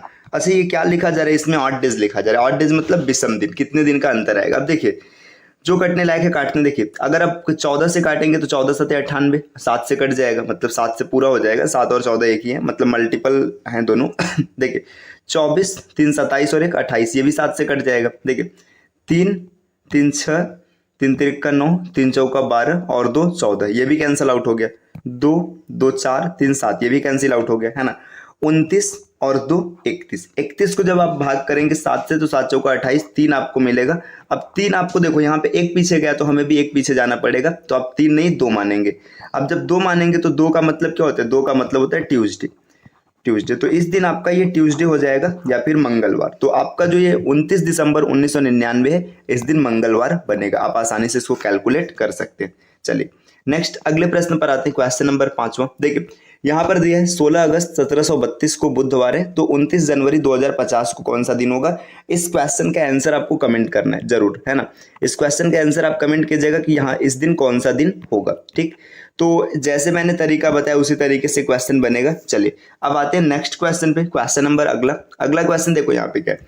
जब डबल डेट का क्वेश्चन देता है ना तो उसमें कुछ क्लू भी रहता है। देखिए वो क्लू क्या होता है, कई बार ऐसा होता है ना कि आपका डेट डिफरेंट रहेगा लेकिन मंथ और ईयर सेम रहेगा। तो इस तरीके के क्वेश्चन को कैसे टैकल करते हैं, चलिए मैं इस क्वेश्चन से बताता हूँ। देखिए दिया है 1 जनवरी 2011 को सोमवार था, तो 25 जनवरी 2011 को कौन सा दिन रहा होगा। देखिए 1 जनवरी 2011 और 25 जनवरी 2011। अब देखो आप बेसिक तरीके से कर सकते हैं, जैसे आपने बेसिक किया ना वैसे कर सकते हैं, लेकिन जब दोनों समान है तो बेसिक नहीं करना। देखिए 2011 आपस में कैंसिल हो जाएगा, जनवरी से जनवरी भी कैंसिल हो जाएगा। 1 से आपको 25 तारीख तक जाना है, आप कितने दिन चलेंगे, 24 दिन चलेंगे है ना। 1 से चलना शुरू करेंगे, जब 24 दिन चलेंगे तो 25वें पर आ जाएंगे। तो अब देख लेते हैं 24 दिन में कितने ऑड डेज होंगे। अगर 24 दिन की बात करें तो 7 3 21, आप 7 से भाग देंगे 3 बार में जाएगा, 3 रिमाइंडर बचेगा, मतलब इसके ऑड डेज कितने हैं 3। अब 3 ऑड डेज का मतलब ये जो सोमवार है ना इसमें 3 ऐड करेंगे, तो सोमवार में 3 ऐड करेंगे तो मंगलवार, बुधवार, बृहस्पतिवार है ना। तो यहाँ पे आंसर आ जाएगा आपका बृहस्पतिवार मतलब थर्सडे। YESDAY, तो आपका जो सही आंसर हो जाएगा थर्सडे हो जाएगा। तो इसको करने का तरीका ये होता है, ठीक, आप इस तरीके से आराम से टैकल कर लेंगे। चलिए नेक्स्ट अगले क्वेश्चन पर आते हैं। अगले क्वेश्चन में देखिए क्या दिया है। अगला क्वेश्चन यहाँ पर एक और क्वेश्चन दिया है इसी वर्जन का। आपको क्या करना है, देखिए 15 मई 2019 को सोमवार था, तो 25 मई 2019 को कौन सा दिन रहा होगा। देखिए 15 मई 2019 है ना, इस दिन आपका ये कौन सा दिन है, ये मंडे है। फिर आगे पूछ रहा है 25 मई 2019 है ना, कौन सा दिन होगा। देखो 2019 से 2019 कैंसिल, मई से मई कैंसिल, 15 से आपको जाना है 25 पे, 15 से जब 25 पर जाना है मतलब 10 दिन आप चलेंगे। तो 10 दिन में कितने ऑड डेज हैं, यहाँ पे आप 7 से भाग देंगे तो आपको पता चलेगा 3 ऑड डेज हैं, क्योंकि 3 रिमाइंडर आ रहा है। तो 3 ऑड डेज है तो 3 दिन एक्स्ट्रा हो जाएगा। इसमें भी क्या हो जाएगा, आपको मिल जाएगा थर्सडे, है ना। तो इस तरीके से आप आसानी से फाइंड आउट कर सकते हैं जब कभी भी दो परिस्थितियां सेम रहे। तो देखो ये तब की बात हुई जब आपका ईयर और मंथ सेम था, ठीक। चलिए अब आगे बढ़ते हैं। देखिए अगला स्टेटमेंट क्या दिया है, अगले स्लाइड पे ये डेटा दिया है कि यदि मंथ डिफरेंट हो, मतलब जो महीना है ना वो तो अलग हो जाएगा, लेकिन ईयर और डेट सेम रहेगा, तब क्या करेंगे। देखिए वही तरीका है, कुछ नया नहीं है। आप कैसे करेंगे, देखिए जैसे यहाँ पे एक क्वेश्चन दिया है 5 अप्रैल 2028 को शनिवार होगा। देखो 5 अप्रैल 2028 है ना, इस दिन शनिवार होगा। तो आपसे पूछ रहा है 5 सितंबर 2028 को कौन सा दिन होगा। देखिए अब इसमें ना बस आपको एक चीज याद रखना है, जिस मंथ पर या जिस मंथ पर आपको जाना है उस मंथ को काउंट नहीं करेंगे, क्योंकि अभी तो चल ही रहा है, अभी वो पूरा ही नहीं हुआ है, तो फिर कैसे पता चलेगा। कैलेंडर में बस इतना याद रखिएगा, जो चल रहा होगा, जो पूरा नहीं हुआ होगा उसके लिए आप ऑड डेज नहीं निकालेंगे। ऑड डेज आप हमेशा उसी समय के लिए निकालेंगे जो पूरा हो चुका होगा। देखिए 2028 से 2028 कैंसिल आउट हो जाएगा, 5 से 5 कैंसिल आउट हो जाएगा। अप्रैल से चल के आपको जाना है कहाँ तक, देखिए सितंबर पर पहुंचना है, सितंबर से एक पहले मतलब अगस्त तक, है ना। अब देखिए सितंबर को क्यों नहीं लेना है, क्योंकि सितंबर तो अभी चल ही रहा है ना, तो यहाँ पे आपको अगस्त तक जाना है। देखिए अब कैसे जाएंगे, देखिए अप्रैल, मई, जून, जुलाई, अगस्त, है ना। यहाँ पे ऑड डेज की संख्या कितनी होती है, अप्रैल में ऑड डेज होता है 2, ठीक। मई में कितना होता है, यहाँ पे मैं साइड में लिख रहा हूँ, ठीक है। यहाँ पर देखिए अप्रैल में ऑड डेज होता है 2 प्लस मई में 3, जून की बात करेंगे 2, जुलाई की बात करेंगे 3, अगस्त की बात करेंगे 3। इतने ऑड डेज है। देखिए आपको मिल जाएगा 3, 2 5 और 2 7, 7 ऑड डेज कैंसिल हो गए आपस में, है ना, बचा 6। अब देखिए यहाँ पे 6 बच रहा है, मतलब जो सैटरडे है ना, सैटरडे में आपको 6 जोड़ना होगा। तो सैटरडे में जब 6 जोड़ेंगे तो देखिए सैटरडे के 6 दिन बाद आपका फिर से मिल जाए कौन सा, देखिए सैटरडे था आप जोड़ के भी निकाल सकते हैं। सैटरडे का मतलब होता है 6 और प्लस 6 हो जाएगा 12। अब 12 में 7 से भाग देंगे तो 5 आ जाएगा, 5 का मतलब होता है फ्राइडे। तो एक तरीका तो ये होता है, या फिर आप डायरेक्ट सोच लेना सैटरडे से 6 दिन बाद, तो सैटरडे से 6 दिन बाद आप काउंट कर लीजिएगा, फ्राइडे मिलेगा, है ना। Sunday, Monday, Tuesday, Wednesday, Thursday, Friday, तो ये आंसर आपका बिल्कुल सही हो जाएगा, फ्राइडे। चलिए अब आते हैं नेक्स्ट अगले स्लाइड पे। देखिए अगले स्लाइड पे क्या डेटा दिया है।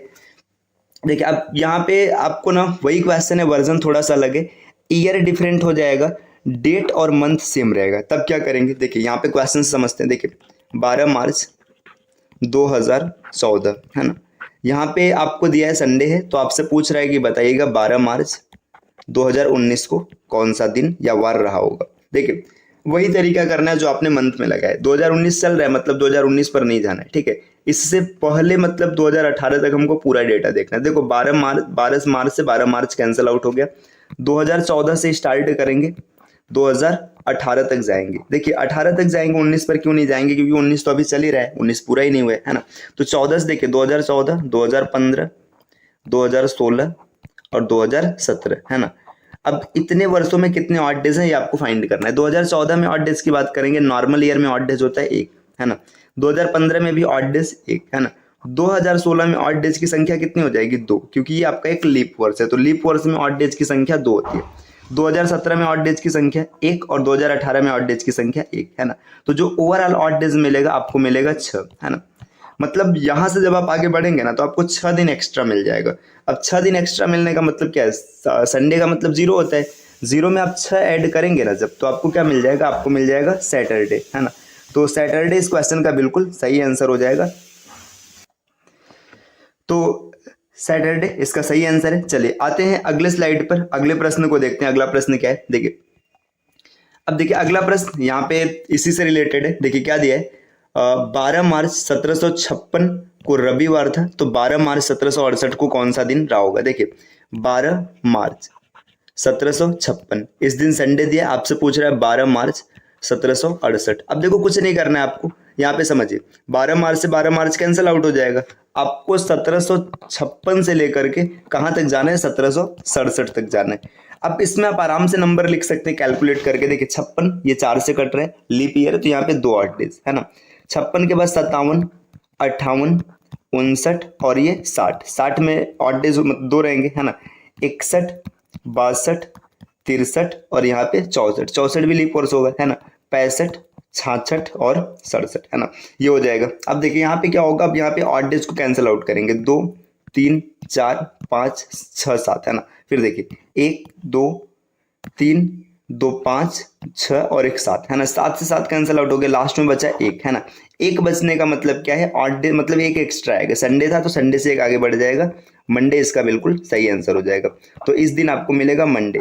देखिए यहाँ पे डिफरेंस छोटे छोटे तो हम लोग आराम से निकाल ले रहे हैं। जैसे मान के चलिए कभी ना ऐसे बहुत बड़ा डिफरेंस रहेगा तो उसका तरीका क्या होगा, इसको अगली वीडियो में आपको क्वेश्चंस के साथ एक्सप्लेन करेंगे। यहाँ पे चलिए और आगे बढ़ते हैं। देखिए तो नेक्स्ट क्वेश्चन नंबर 11 को अगर हम लोग देखें तो 11 में क्या दिया? 11 पे पॉइंट लिखा है। देखो पॉइंट क्या लिखा है? सामान्य वर्ष में कैलेंडर का प्रथम और अंतिम दिन समान रहता है। इसका मतलब क्या है? अगर आपके पास नॉर्मल ईयर है ना, नॉर्मल ईयर, तो उसमें जिस दिन से कैलेंडर शुरू होगा, जैसे मान के चलिए 1 जनवरी 2000 मतलब कोई भी सन है, ठीक है। यहाँ पे पहला दिन आपका संडे रहा था, पहला दिन संडे रहा था, तो जब 31 दिसंबर आएगा इस वर्ष का ना, तो भी वो दिन कौन सा होगा? संडे का रहेगा। कहने का मतलब है कि पहला और अंतिम दिन समान होता है। इस कॉन्सेप्ट से भी कई क्वेश्चन आसानी से बन जाते हैं। जैसे समझिए अगर मान के चलिए मैंने पूछा 15 जनवरी 2001 को ये दिन है ना। आप बताइए 16 जनवरी 2002 को कौन सा दिन होगा? आपको क्या करना है? 15 जनवरी 2001 को जो दिन था ना, वही दिन आपका 14 जनवरी को भी रहेगा, तो 14 से 2 आगे बढ़ जाइएगा। अभी क्वेश्चन से सिखा रहे हैं, ठीक।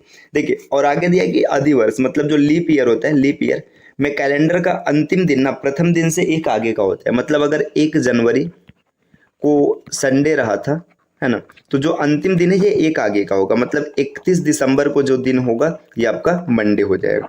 तो यहाँ से भी आप आसानी से कैलकुलेट कर लेंगे, आपको क्लू मिलेगा। चलिए कुछ एक आध दो क्वेश्चन के माध्यम से समझते हैं। देखिए अगला क्वेश्चन यहाँ पे दे रखा है। देखिए 17 अगस्त 2016 को शनिवार था, तो बताइए 18 अगस्त 2017 को कौन सा दिन होगा? देखिए 17 अगस्त 2016 ये सैटरडे है ना। अब आपसे पूछ रहे हैं कि बताइए 18 अगस्त 2017 को कौन सा दिन होगा? अब देखिए समझिए, जब 17 अगस्त से हम दिन की शुरुआत मानेंगे तो ये दिन खत्म हो जाएगा 16 अगस्त को, है ना। 16 अगस्त 2016 को खत्म हो जाएगा, है ना, क्योंकि 17 से शुरू हुआ था तो उससे एक पहले 16 को खत्म हो जाएगा। तो जब 17 अगस्त को सैटरडे था, इसका मतलब 16 अगस्त 2017 को भी कौन सा दिन होगा? सैटरडे होगा। पहला और अंतिम हमेशा सेम रहता है। अब 16 को सैटरडे है तो 17 को संडे हो जाएगा और 18 को कौन सा दिन हो जाएगा? मंडे हो जाएगा। तो यहाँ से इस क्वेश्चन को आप इस तरीके से भी आसानी से सॉल्व कर सकते हैं। बाकी इसमें डबल डेटेड वाला भी कॉन्सेप्ट आप लगा सकते हैं, आराम से मिल जाएगा, कोई दिक्कत नहीं आएगा। चलिए नेक्स्ट अगला प्रश्न आपके सामने कुछ ऐसा दिया। देखिए क्या दिया है? 12 फरवरी 2021 को शुक्रवार था, तो बताइए 12 फरवरी 2024 को कौन सा वार रहा होगा? देखिए 12 फरवरी 2021 है ना, ये शुक्रवार है। अगर हम 12 फरवरी से शुरुआत मानेंगे तो ये देखिए 11 फरवरी 2022 कोई एक वर्ष खत्म हो जाएगा। देखिए मतलब यहाँ पे आपने ये फ्राइडे रखा था, तो 11 फरवरी 2022 को भी कौन सा दिन होगा? फ्राइडे होगा। इसी तरीके से देखिए 10 फरवरी 2023 है ना, 10 फरवरी 2023 को ये वर्ष भी बीत जाएगा। तो यहाँ पे एक दिन और, मतलब देखिए यहाँ पे आपको 10 फरवरी को भी क्या मिलेगा? फ्राइडे मिलेगा। अब 10 फरवरी के बाद जब फिर से समय स्टार्ट होगा ना, तो 9 फरवरी 2024 है ना, 2024 को फिर से ये वर्ष खत्म हो जाएगा। तो जब खत्म हो जाएगा तो यहाँ पर भी तो सेम रहेगा। देखिए ये लीप ईयर है, लेकिन अभी 28 फरवरी आया नहीं। 28 फरवरी आता तब एक एक्स्ट्रा हो जाता है, ठीक। अब 9 फरवरी को आपका फ्राइडे है और आपको क्या निकालना है? 12 फरवरी निकालना है। तो 10 तारीख को क्या हो जाएगा? सैटरडे हो जाएगा। 11 तारीख को क्या हो जाएगा? संडे हो जाएगा। और 12 तारीख को क्या हो जाएगा? मंडे हो जाएगा। तो देखिए इस तरीके से ना आप थोड़ा सा बेसिक टर्म का यूज करके क्वेश्चन को बड़े आसानी से टैकल कर पाएंगे, आपको बिल्कुल भी दिक्कत नहीं होने वाला है। तो ये कैलेंडर का हम लोगों का पार्ट 2 रहा है। पार्ट 2 है पंचांग की पुनरावृत्ति। ठीक है, पंचांग की पुनरावृत्ति मतलब पंचांग कब रिपीट करेगा, कैलेंडर कब रिपीट करेगा। रिपीट करने का मतलब एकदम सेम टू सेम वही दिखेगा। तो यहाँ पे दिया है यदि एक शताब्दी में पूरे कैलेंडर की पुनरावृत्ति करनी है, मतलब अगर एक सेंचुरी है उसमें आपको कैलेंडर को रिपीट कराना है, तो वर्ष में 4 से भाग करते हैं एवं प्राप्त शेषफल के अनुसार पुनरावृत्ति प्राप्त करते हैं।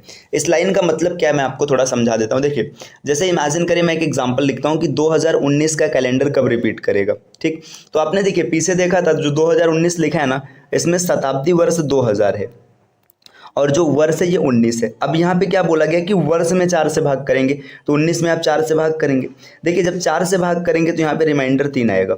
अब इस 3 के आधार पे ना आपको एक नंबर जोड़ना पड़ेगा 2019 में। तो देखिए ये चीज़ मैं आपको बताता हूँ, जब कभी भी आपके सामने शेष मिलेगा, ठीक है, और आपको यहाँ पे योग करना है, तो क्या करना है यहाँ पे समझिएगा। शेष आपका क्या क्या मिल सकता है, या तो शेष आपको 0 मिलेगा, या तो 1 मिलेगा, या तो 2 मिलेगा, या 3 मिलेगा। क्योंकि 4 से भाग देने पर कभी भी इससे बड़ा शेष नहीं मिल सकता। अगर कभी भी 0 शेष आ रहा है तो आपको 28 जोड़ना पड़ेगा। अगर आपके सामने 1 शेष मिल रहा है तो आपको 6 जोड़ना होगा। 2 और 3 शेष मिलने पर आपको 11 जोड़ना पड़ेगा। अगर आप इसको जोड़ेंगे तो आपके कैलेंडर पूरे के पूरे रिपीट कर जाएंगे। ठीक, तो देखिए यहाँ पे आपका शेष 3 आ रहा है, 3 का मतलब आप 11 ऐड करेंगे, तो 2019 में जब 11 ऐड करेंगे ना तो 2040 में कैलेंडर पूरा का पूरा रिपीट हो जाएगा। तो बस आपको ये चीज़ याद रखना है कि जब कभी भी आपको एक शताब्दी में कैलेंडर रिपीट कराना है, तो एक शताब्दी में रिपीट कराने का मतलब आप 4 से भाग करेंगे वर्ष में। अगर शेष 0 आएगा तो 28 जोड़ेंगे, 1 आएगा तो 6 जोड़ेंगे, ठीक, 2 आएगा तो यहाँ पे आप 11 जोड़ेंगे, और 3 आएगा तो भी आप 11 जोड़ेंगे। तो ये आपको मतलब जोड़ने का तरीका, आप इसको याद रखिएगा, यहाँ से आप आसानी से कैलकुलेट कर पाएंगे। अब चलिए देखते हैं इस आधार पर प्रश्न कैसे कैसे बनते। देखिए यहाँ पे एक क्वेश्चन दिया है, वर्ष 2009 का कैलेंडर किस वर्ष पुनः आएगा। अब 2009 का जो कैलेंडर है ना वो किस वर्ष फिर से आपको देखने के लिए मिलेगा, इसकी बात की जा रही। तो आपको कुछ नहीं करना है। देखिए 2009 की अगर हम लोग बात करेंगे, 2009 में आपका शताब्दी वर्ष 2000 है और वर्ष है 9, तो शताब्दी वर्ष से हमें कोई मतलब नहीं, हमें मतलब है वर्ष से। 9 है, 9 में अगर आप 4 से भाग देंगे तो आपको पता है 4 दूना 8, इसका रिमाइंडर 1 आएगा, 1 शेष आ गया। अब 1 शेष आने की दशा में आपको क्या जोड़ना है, आपको 6 जोड़ना है ना। 1 शेष आएगा तो 6 जोड़ना है। तो 2009 में जब 6 जोड़ेंगे मतलब 6 वर्ष आगे आएंगे तो 2015, तो 2015 में इस वर्ष का कैलेंडर पूरी तरीके से रिपीट करेगा। रिपीट करने का मतलब जैसा कैलेंडर यहाँ पे आपको दिखा था, जैसे अगर 1 तारीख को सोमवार था 1 जनवरी को, तो वहाँ पर भी 1 जनवरी को सोमवार देखने के लिए मिलेगा। तो रिपीटिंग ऑफ कैलेंडर आप आसानी से कैलकुलेट कर पाएंगे। चलिए नेक्स्ट प्रश्न पर आते हैं। देखिए क्या दिया है, यदि 15 मार्च 2024 को सोमवार है तो फिर किस वर्ष 15 मार्च को सोमवार आएगा। देखिए ये क्वेश्चन वही, देखिए आपको क्या बोला जा रहा है कि 15 मार्च 2024 है ना, इस दिन मंडे है, तो आपसे आगे बोल रहा है ना फिर 15 मार्च को किस वर्ष में फिर से मंडे देखने के लिए मिलेगा। देखिए 15 मार्च का दिन रिपीट कर रहे हैं। अब सोचिए 15 मार्च रिपीट करने का मतलब क्या है, पूरा का पूरा कैलेंडर रिपीट करेगा, तभी तो ये परिस्थिति आएगी। तो यहाँ पे ये क्वेश्चन बस घुमाया गया, आप आराम से कैलकुलेट कर लेंगे। 2024 को आप देखेंगे तो 2000 शताब्दी वर्ष है। आपको बार बार शताब्दी वर्ष लिखना नहीं, आपको दिखाने के लिए खाली लिखना है। इसका जो वर्ष है 24 है। 24 में आप 4 से भाग करेंगे, जब 4 से भाग करेंगे तो 4 छक्का 24 है ना, ये पूरा का पूरा कट जाएगा, रिमाइंडर आपका 0 आएगा। जब भी 0 रिमाइंडर आएगा तो आपने पीछे क्या लिखा है, 0 रिमाइंडर आने पर आपको 28 ऐड करना पड़ेगा। तो 2024 में जब आप 28 जोड़ेंगे तो 2024 ये पहले से है, आप इसमें प्लस 28 करेंगे। जैसे प्लस 28 करेंगे तो 24 और 28 होता है 52, तो 2052। जो 2052 का कैलेंडर होगा उसमें भी 15 मार्च को आपका मंडे पड़ेगा। ठीक, तो इस तरीके से और भी क्वेश्चंस आपसे घुमा के पूछ सकते हैं कि बताइए ये परिस्थिति कब रिपीट करेगी, तो आप आसानी से इसको कैलकुलेट कर लेंगे, आपको कोई भी दिक्कत नहीं आएगी। चलिए आते हैं नेक्स्ट स्लाइड पे। देखिए अब यहाँ पे क्या है, वर्षगांठ की पुनरावृत्ति। ठीक, देखिए कैलेंडर की पुनरावृत्ति अलग होती है। अब वर्षगांठ का मतलब क्या होता है, जैसे मान के चलिए इसमें बर्थडे बोलेगा है ना, कि बर्थडे रिपीट कर रहे हैं, या फिर कोई एनिवर्सरी होगी, जैसे शादी की सालगिरह हो गई, किसी भी चीज़ की एनिवर्सरी हो गई, तो ये बोलेगा कि बताइए अगर इस वर्ष में फला दिन को हुआ था, जैसे मान के चले बोल दिया कि 2004 में मंडे को हुआ था, तो बताइए फिर 2000 मतलब फिर किस वर्ष मंडे को होगा। तो देखिए कैलेंडर की पुनरावृत्ति अलग होती है, कैलेंडर की पुनरावृत्ति सॉल्व करने का तरीका अलग होता है और वर्षगांठ की पुनरावृत्ति हल करने का तरीका अलग होता है। तो वर्षगांठ की पुनरावृत्ति हल करने का तरीका क्या है, चलिए हम लोग समझते हैं। देखिए जब कभी भी वर्षगांठ या फिर किसी भी प्रकार की एनिवर्सरी, बर्थडे, इन सब का रिपीटेशन हो तो आपको कुछ नहीं करना है। देखिए आपको 2-3 पॉइंट याद रखना है। सबसे पहला पॉइंट क्या याद रखना है कि अगर फर्स्ट टाइम आपको लीप ईयर मिल जाए, अभी ये होता क्या समझा रहे हैं, पहले यहाँ देखिए। फर्स्ट टाइम लीप ईयर मिल जाएगा तो रिपीट करेगा 5 ईयर बाद, है ना, मतलब वो 5 वर्षों के बाद रिपीट करेगा। अगर फर्स्ट टाइम आपको लीप ईयर नहीं मिला, आपको सेकेंड टाइम लीप ईयर मिला, है ना, सेकेंड टाइम लीप ईयर मिला, तब ये रिपीट करेगा आपका 11 वर्ष बाद, है ना, मतलब 11 वर्ष बाद वो परिस्थिति आएगी। अगर सेकेंड टाइम भी नहीं मिला, अब थर्ड, फोर्थ, फिफ्थ, जो भी, मतलब यहाँ पे मैं लिख देता हूँ अन्य टाइम, है ना, मतलब अन्य टाइम, मतलब अदर टाइम में अगर आपको लीप ईयर मिलेगा तो इसके जो मतलब पुनरावृत्ति की स्थिति होगी वो 6 वर्षों के बाद आएगी। अब इसका मतलब मैं थोड़ा सा समझा देता हूँ। जैसे मान के चलिए एक छोटा सा एग्जाम्पल मैंने बोला कि एक आदमी है 10 अक्टूबर 2019 को अपना बर्थडे मंडे को मनाता है, मान लीजिए, है ना, यहाँ पे ऐसा बोला जा रहा है कि 10 अक्टूबर 2019 को मंडे को मनाता है। तो बताइए फिर से कब उसका बर्थडे मंडे को आएगा। जब फिर से मंडे को आने की बात करेगा ना, देखिए 2019 से आप 2020 में एंट्री कर रहे हैं, है ना, आप एक कदम आगे बढ़े, 2019 पर थे, आप एक कदम आगे बढ़े 2020 पर आ गए। अब 2020 पर आते ही आपको क्या मिल गया, लीप ईयर मिल गया, मतलब पहले कदम में ही आपको लीप ईयर मिल गया। तो आप इसमें 5 वर्ष जोड़ देंगे। 5 वर्ष जोड़ने का मतलब क्या है, 2019 के बाद 2024 में ऐसी परिस्थिति आएगी। अब जैसे इमेजिन करिए ना, यही चीज़ देखिए, अगर 2019 नहीं दिया होता, ऐसा दिया होता 2018 में उसका बर्थडे होता है तो पहले कदम में 19 मिलता, है ना, 19 मिलता तो लीप ईयर नहीं है। दूसरे कदम में फिर आपको क्या मिलता, फिर आपको दूसरे कदम में 2020 मिलता तो लीप ईयर मिलता। तो यहाँ पे आपको क्या करना है, यहाँ पर आपको ना अब इसमें 11 वर्ष जोड़ना होता। तो बस ये तरीका आपको याद रखना है, बाकी एकदम सिंपल पैटर्न का क्वेश्चन बनेगा। तो चलिए देख लेते हैं कैसे क्वेश्चन यहाँ पर आते हैं। देखिए यहाँ पर क्वेश्चन दिया है, शांतनु 5 अक्टूबर 2019 को अपना बर्थडे शुक्रवार को मनाता है। मतलब शांतनु नाम का कोई लड़का है, ठीक है, आदमी है, वो 5 अक्टूबर 2019 को बर्थडे मनाता है। दिन कौन सा होता है, फ्राइडे। आगे पूछा जा रहा है तो फिर कब अपना बर्थडे शुक्रवार को मनाएगा। मतलब इस बार उसका बर्थडे फ्राइडे को था, फिर अगली बार कब फ्राइडे को आएगा इसकी बात हो रही। तो देखिए आप ट्रिक के साथ डायरेक्ट जाइएगा। देखिए 5 अक्टूबर 2019, है ना, इसका बर्थडे फ्राइडे को है। अब 19 से जैसे आप 20 में आएंगे, है ना, 2020 में आएंगे तो अगले बार तुरंत इसको क्या मिल गया, इसको लीप ईयर मिल गया, है ना। जब लीप ईयर मिल गया तो इसका मतलब क्या है, अब आपको कितना जोड़ना है, अब आपको नियम के हिसाब से 5 वर्ष जोड़ना है। 5 वर्ष जोड़ देंगे तो 2019 में जब 5 जोड़ेंगे तो 2019 और 5 कितना हो जाएगा, 2024। तो 2024 में ना शांतनु का बर्थडे फिर से फ्राइडे को आएगा। तो ये तो इसका डायरेक्ट कॉन्सेप्ट हो गया, डायरेक्ट आपने कैलकुलेट कर लिया।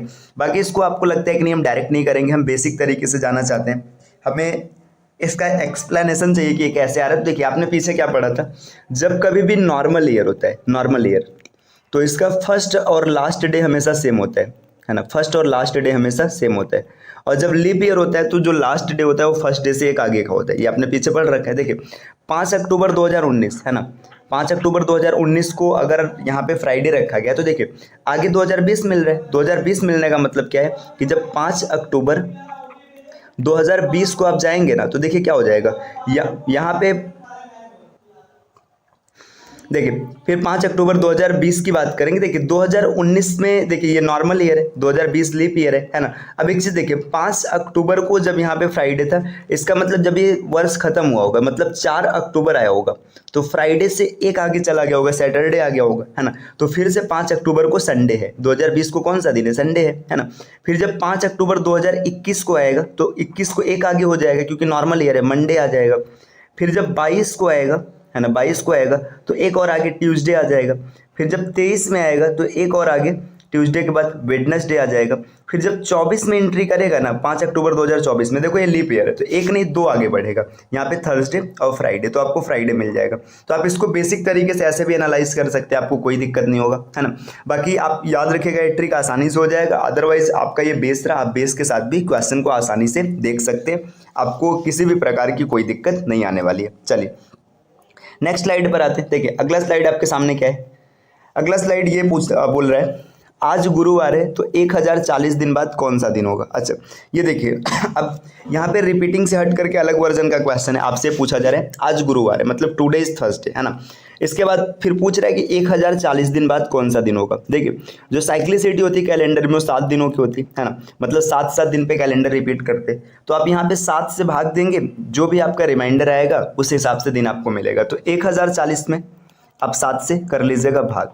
जब 7 से भाग करेंगे तो देखिए 7 का यहाँ पे अगर पहाड़ा पढ़ेंगे 7 1 का 7 है, वैसे डायरेक्ट भी पढ़ सकते हैं, मैं रैंडम एक एक करके दिखा रहा हूँ। यहाँ पे 34 हो गया, ठीक है, 7 चौका 28 है ना, 6 बचा 0, 7 8 56 है ना। यहाँ पे 4 रिमाइंडर आ रहा है। देखो 4 रिमाइंडर का मतलब ये होता है कि यहाँ पे जो गुरुवार है ना, गुरुवार थर्सडे से आपको 4 आगे जाना है। देखिए फ्राइडे, सैटरडे, संडे और मंडे, तो यहाँ पे आपको दिन जो मिलेगा वो मंडे हो जाएगा। तो इस दिन आपको दिन कौन सा मिलने वाला है, मंडे मिलने वाला है। ऑप्शन बिल्कुल सही हो जाएगा, सोमवार। तो 1040 दिन बाद आपको जो समय मिलेगा वो सोमवार का दिन रहेगा। चलिए आते हैं नेक्स्ट स्लाइड पे। अगले स्लाइड पे क्या दिया, देखिए ये आज ये क्वेश्चन है today is Saturday, what day will be after 10 के पावर 10 डेज। देखिए ये यूपीएससी सी सेट में आया हुआ प्रश्न है। अगर आप 2023 का सी सेट का पेपर देखेंगे तो उसमें आया हुआ क्वेश्चन है, डायरेक्ट एकदम सेम टू सेम यही क्वेश्चन रखा था है ना। यहाँ पे बस दिन चेंज है। तो देखिए यहाँ पे दिया क्या गया कि आज अगर सैटरडे तो 10 के पावर 10 डेज। अब समझिए ये साइक्लिसिटी का क्वेश्चन है, कैसे सॉल्व करना है। 10 के पावर 10 को आप 7 से भाग करेंगे। अब देखिए 7 से भाग करने का तरीका क्या है, यहाँ पे पावर है तो पहले आप इस 10 को भाग करिए। 10 को 7 से भाग करेंगे तो 7 1 का 7, 3 रिमाइंडर बचा, 3 के पावर 10 बटे 7। अभी भाग नहीं जाना है तो यहाँ से ना एक मतलब पावर को तोड़ दीजिए। तो आप पावर को तोड़ेंगे तो ऐसे भी लिख सकते हैं, 3 का स्क्वायर पावर 5 बटे 7। 3 का स्क्वायर कितना होता है, 7 होता है, सॉरी 9 होता है, 9 बटे 7 और यहाँ पर पावर है 5। अब देखिए 9 को फिर से 7 से भाग करेंगे तो रिमाइंडर आ जाएगा 2, 2 के पावर 5 और बटे 7, ठीक। अब 2 के पावर 5 का मतलब क्या है, 2 का मल्टीप्लाई आपको 5 बार कराना है। 2 का मल्टीप्लाई 5 बार करा लीजिएगा, 2 गुणे 2 गुणे 2 गुणे 2 और गुणे 2 बटे 7 है ना। अब 2 दूना 4 दूना 8 दूना 16 दूना 32 है ना, यहाँ पे 32 हो जाएगा, 32 के भागे 7 है ना। अब 7 से भाग करेंगे, 7 चौका 28, यहाँ पे रिमाइंडर 4 बचेगा है ना। अब 4 रिमाइंडर आने का मतलब क्या है, आपको शेष मिल गया, शेष मिल गया तो ऑड डेज मिल गया है ना। अब आज शनिवार है तो शनिवार के 4 दिन बाद, शनिवार में 4 जोड़ दीजिएगा। देखिए सैटरडे था, सैटरडे से एक आगे बढ़ेंगे संडे, मंडे, ट्यूसडे और वेडनेसडे, तो आपका जो दिन आएगा वो वेडनेसडे का होगा, ठीक। तो देखिए यहाँ पे 10 के पावर 10 दिया था, इस हिसाब से ना आपको और भी पावर दे सकता है, ठीक है। यहाँ पे क्वेश्चन नहीं है, मैं क्वेश्चन अपने से लिख रहा हूँ है ना, फिर इसको हम लोग सॉल्व करते हैं। देखिए यहाँ पे आपका आ जाएगा वेडनेसडे। जैसे इमेजिन करिए इसी बेसिस पे एक क्वेश्चन मैं आपके सामने देता हूँ। मान के चलिए कि ऐसा बोल दिया गया कि आज मान के चलिए आज का दिन है मंडे का है ना, आज का दिन है मंडे का, और आपसे पूछ रहा है कि बताइए 15 के पावर 25 दिन बाद कौन सा दिन होगा। देखिए 15 के पावर 25 आ गया तो आपको क्या करना है, 15 के पावर 25 को 7 से भाग करना है। तो जब 15 के पावर 25 को 7 से भाग करेंगे तो यहाँ पे 7 रखेंगे, 7 दूना 14, रिमाइंडर 1 आ गया। अब देखिए एक रिमाइंडर होने का मतलब पावर कुछ भी बना दिया जाए कोई फर्क नहीं पड़ेगा। जब कुछ फर्क नहीं पड़ेगा तो एक दिन एक्स्ट्रा मिलेगा। एक दिन मिलने का मतलब क्या है, मंडे से एक आगे बढ़ जाएगा, ये ट्यूसडे हो जाएगा। तो इस तरीके के क्वेश्चंस आपको पेपर में देखने के लिए मिल सकते हैं, आप इसके लिए तैयार रहिएगा। और इसका बेस्ट अप्रोच जो करने का तरीका है यही है, बाकी आप किसी शॉर्टकट माध्यम से जाने के चक्कर में नहीं पड़ना है। आपको बेसिक कॉन्सेप्ट के साथ जाएंगे तो क्वेश्चन आप आसानी से कर पाएंगे और गलत होने के कोई चांसेस नहीं रहेंगे। चलिए अगला स्लाइड है। देखिए अगले स्लाइड पे क्या डेटा दिया गया, अगले स्लाइड पे इंफॉर्मेशन है। किसी वर्ष 9 जनवरी को शनिवार था, तो बताइए उस वर्ष जनवरी महीने में कुल कितने सोमवार पड़े होंगे। देखिए ये लॉजिकल क्वेश्चन है, आपको खाली सोचना है। देखिए यहाँ पे दिया जा रहा है 9 जनवरी को शनिवार था, ठीक। तो बताइए उस वर्ष जनवरी महीने में कुल कितने सोमवार पड़े होंगे। देखिए शनिवार से सोमवार का डेटा पूछ रहे हैं, अब थोड़ा सा समझिएगा। अगर कोई भी ईयर है ना, किसी भी ईयर का कोई भी मंथ है ना, ऐसे क्वेश्चन तो सॉल्व करने का डायरेक्ट तरीका है, उसमें जो डेज की संख्या है या तो 4 या तो 5 आएगी। जैसे पूछ ले एक महीने में कितने कितने सोमवार, मैक्सिमम 4 या 5 हो सकते हैं ना, मतलब इससे 4 या 5 से ज़्यादा नहीं हो सकता, कभी भी 6 नहीं हो सकता या ना तो इससे कम हो सकता है, ठीक। तो इसका आंसर तो 4 या 5, बस इसी 2 ऑप्शन के साथ जाना है, इसके अलावा कोई ऑप्शन नहीं देखना है। अब देखो 9 जनवरी को क्या है, 9 जनवरी को सैटरडे है ना,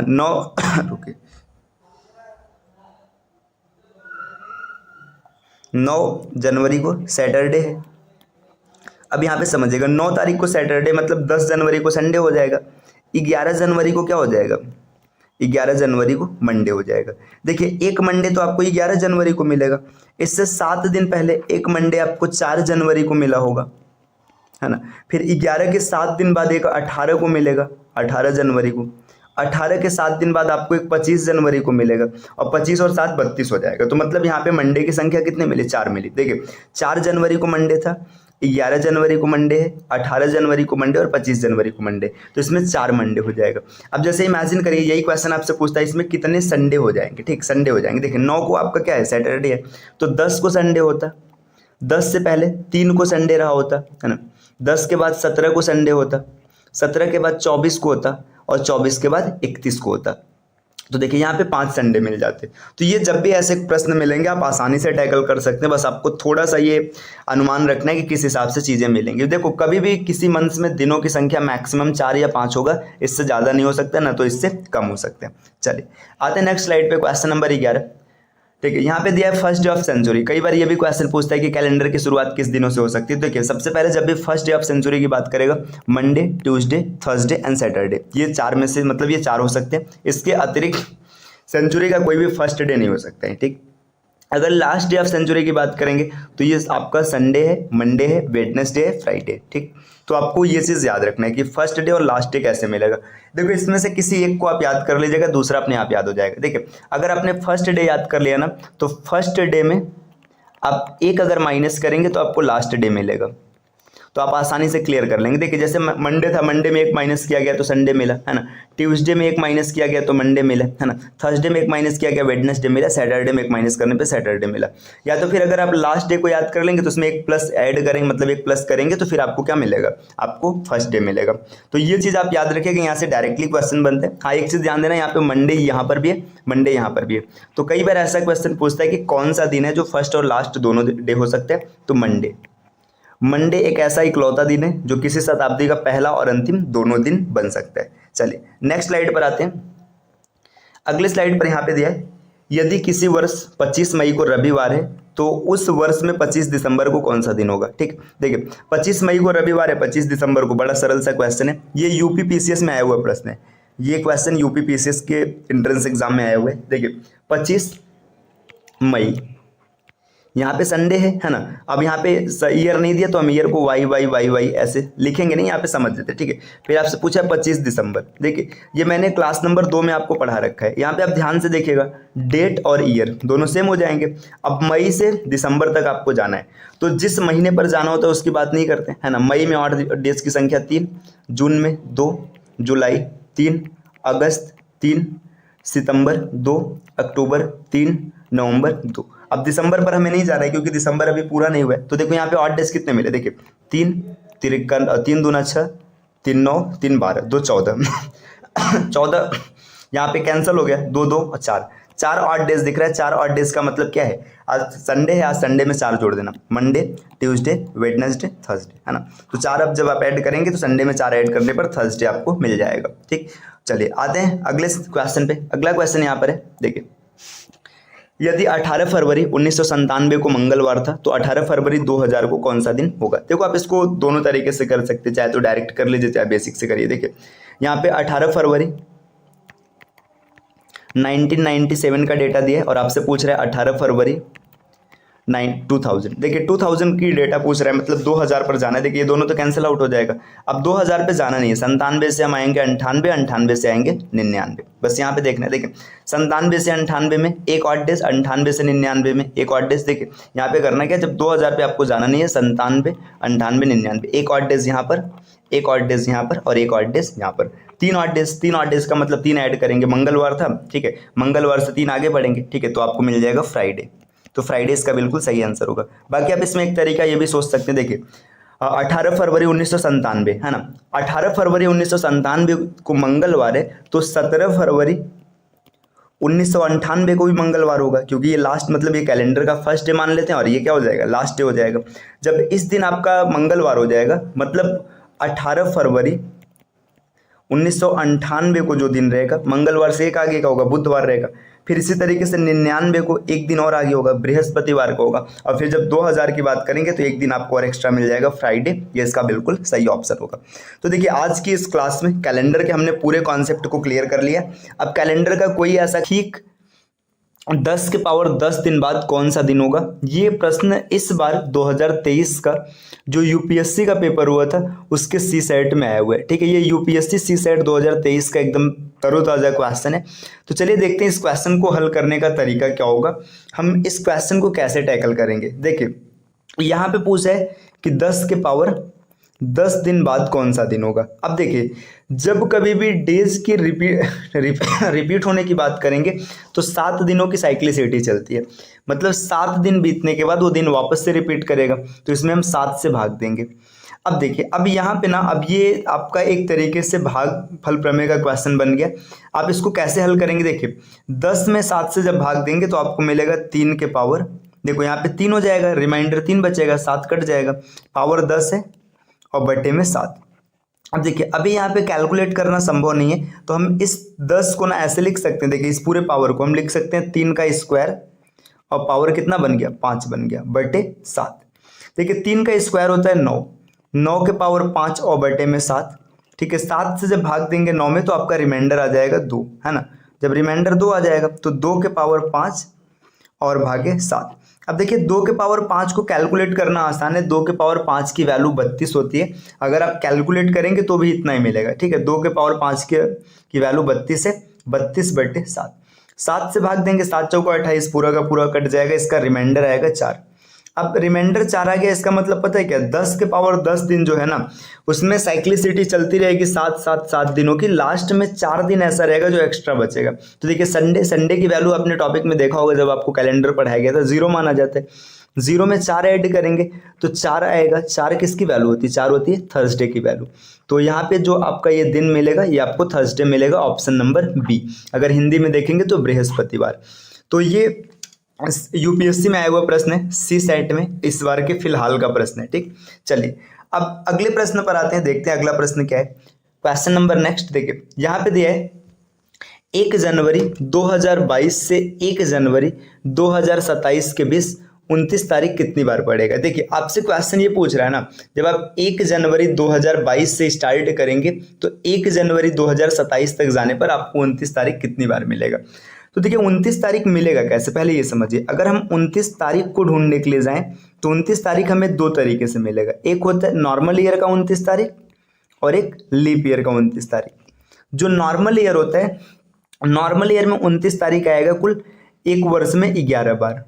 देखिए 11 बार क्यों आएगा, क्योंकि इसमें जो फरवरी होगा ना, फरवरी में 29 तारीख मिलेगा ही नहीं, और जो लीप ईयर होगा इसमें 29 तारीख आएगा कुल 12 बार।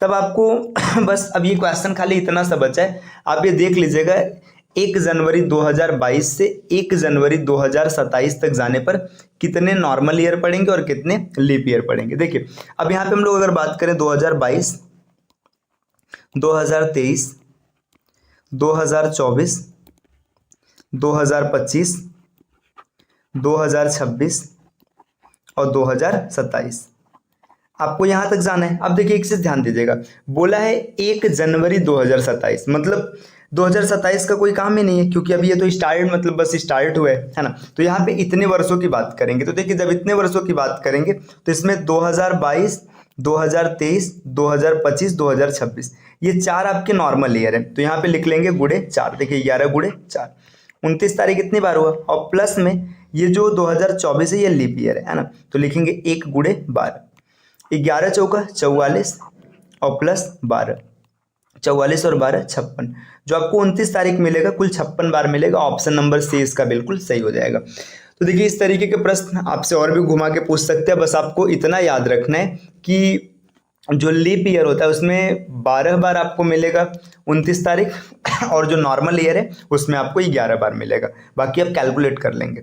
चलिए नेक्स्ट अगले प्रश्न पर आते हैं। अगला प्रश्न है, यदि बीते कल के पहले का दिन, मतलब जो कल बीता है उसके पहले का दिन शनिवार था। देखिए यहाँ पे समझिए, हम लोग आज हैं टुडे, है ना, ये टुडे की बात हो रही है, ये बीता हुआ कल है ना, इसके पहले का दिन है ना, यहाँ पे क्या दिया है, इसके पहले का दिन है सैटरडे, सैटरडे है तो आपसे पूछा जा रहा है तो आने वाले कल के बाद कौन सा दिन होगा। देखिए ये आने वाला कल, इसके बाद का दिन।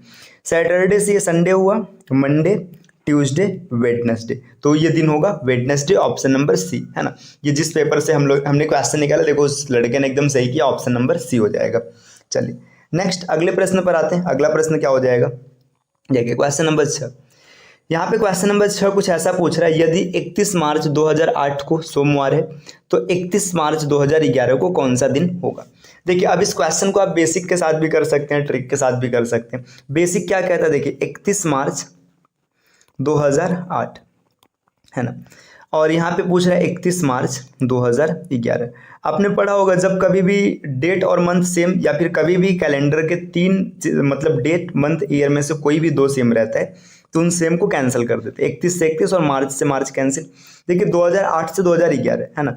अब जो चल रहा होता है वो पूरा नहीं हुआ है तो आपको इसको नहीं लेना है, आपको देखना है 2008, 2009 और 2010। हमें इसमें फाइंड आउट करना है ऑड डेज। देखिए लीप ईयर में 2 ऑड डेज होते हैं, लेकिन यहाँ पे ये शुरुआत कहाँ से है, 31 मार्च से। 31 मार्च से शुरुआत का मतलब फरवरी तो बीत चुका है, तो यहाँ पर 2008 में भी ऑड डेज 1, 2009 में भी 1 और 2010 में भी 1। 3 ऑड डेज मिलेगा, मतलब मंडे की वैल्यू 1 होती है, 1 में 3 जोड़ेंगे आपको 4 मिल जाएगा। 4 होती है वैल्यू थर्सडे की, थर्सडे मतलब ऑप्शन नंबर सी, है ना, ये हो जाएगा। तो ये इसका एक तरीका रहा, मतलब आपने कैलकुलेट करके किया। इसका दूसरा तरीका क्या हो सकता है, चलिए उसको भी समझ लेते हैं, है ना। देखिए अब अगर दूसरे तरीके की बात करेंगे तो दूसरे तरीके में ये चीज़ निकल के आएगी। देखिए आपने क्या पढ़ा है, किसी भी कैलेंडर का अगर कैलेंडर नॉर्मल ईयर के जैसा व्यवहार कर रहा है तो उसका फर्स्ट डे और लास्ट डे ये हमेशा सेम होता है, मतलब फर्स्ट और लास्ट हमेशा सेम होता है। अब यहाँ पे समझिए 31 मार्च 2008 को अगर यहाँ पे सोमवार माना गया तो 30 मार्च 2009 मतलब ये जो 365 दिन पूरा बीतेगा, है ना, एक साल होने के लिए, वो आपका फिर से सोमवार होगा। मतलब 31 मार्च 2009 की बात करेंगे तो एक आगे बढ़ जाएगा, मंगलवार हो जाएगा। ठीक इसी बात तरीके से 31 मार्च 2010 की बात करेंगे तो एक और आगे बढ़ जाएगा, बुधवार हो जाएगा। और 31 मार्च 2011 की अगर बात की जाएगी तो ये आपका बृहस्पतिवार हो जाएगा। तो आप यहाँ से भी इस तरीके से देख सकते हैं, कोई दिक्कत नहीं आएगी। चलिए आते हैं अगले प्रश्न पर। अगला प्रश्न आपके सामने ये है, सातवां क्वेश्चन ये पूछ रहा है, यदि किसी वर्ष में 25 मई को रविवार है तो उस वर्ष में 25 दिसंबर को कौन सा दिन होगा। देखिए यहाँ पर भी वही तरीका है, 25 मई, ठीक है, वर्ष नहीं दिया मतलब वर्ष जो भी रहेगा सेम रहेगा। यहाँ पे आप मान लो ईयर है ना। फिर आगे क्या बोला जा रहा है, 25 दिसंबर, है ना। यहाँ पे ये भी ईयर सेम है क्योंकि वर्ष सेम ही है ना, तो ये दोनों आपस में कैंसिल हो जाएंगे। आपको मई से दिसंबर तक की कहानी देखनी, लेकिन दिसंबर चल रहा है तो दिसंबर में ऑड डेज हमें नहीं फाइंड करना है, हमें नवंबर तक फाइंड करना है। मई में 3 ऑड डेज, जून में 2, जुलाई में 3, अगस्त में 3, सितंबर में 2, अक्टूबर में 3, नवंबर में 2, है ना। इतने ऑड डेज आपको मिलेंगे। ठीक, जब इतने ऑड डेज मिल जाएंगे तो देख लीजिएगा, देखिए 3, 3 6, 3 9, 3 12 और 2 14, 7 की साइक्लिसिटी है, कट कैंसिल हो जाएगा। अब यहाँ पे बचा कितना, 4 एक्स्ट्रा हो जाएगा। तो जो दिन इस दिन रहा था, इस दिन कौन सा दिन है, संडे। संडे में 4 जोड़ेंगे तो आपको मिलेगा थर्सडे, ऑप्शन नंबर सी, है ना, ये इसका बिल्कुल सही हो जाएगा। चलिए अगले प्रश्न पर आते हैं, क्वेश्चन नंबर 8। क्वेश्चन नंबर 8 क्या बोला जा रहा है, यदि 13, इस प्रश्न को देखते हैं, दिया है यदि 13 अगस्त 2017 को बृहस्पतिवार है तो 27 अगस्त 2023 को सप्ताह का कौन सा दिन होगा। देख अब इस प्रश्न को आप बेसिक तरीके के साथ भी कर सकते हैं, ट्रिक से भी कर सकते हैं। तो चलिए हम लोग सबसे पहले इसको एक बेसिक कॉन्सेप्ट के साथ करते हैं। देखिए समझिएगा, 13 अगस्त 2017 यहाँ का दिन दिया है ना, आपसे 27 अगस्त पूछ रहा है। देखिए महीना से में आप डायरेक्ट 27 पे मत जाइए, आप पहले ना 13 अगस्त 2023 के पास जाइए।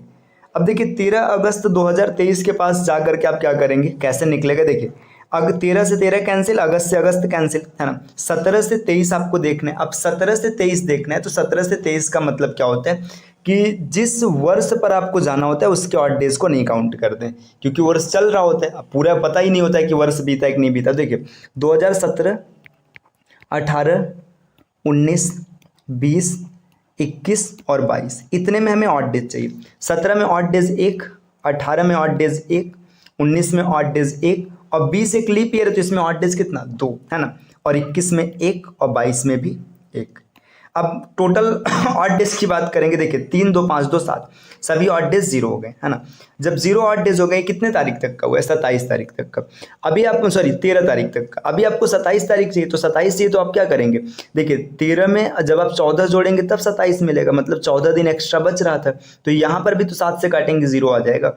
ऑड डेज 0 मिल रहा है। ऑड डेज 0 कहने का मतलब ये है कि आपने जहां से शुरू किया था अभी भी आप वहीं पर होंगे, तो आपका थर्सडे ऑप्शन बिल्कुल सही होगा, ऑप्शन नंबर डी।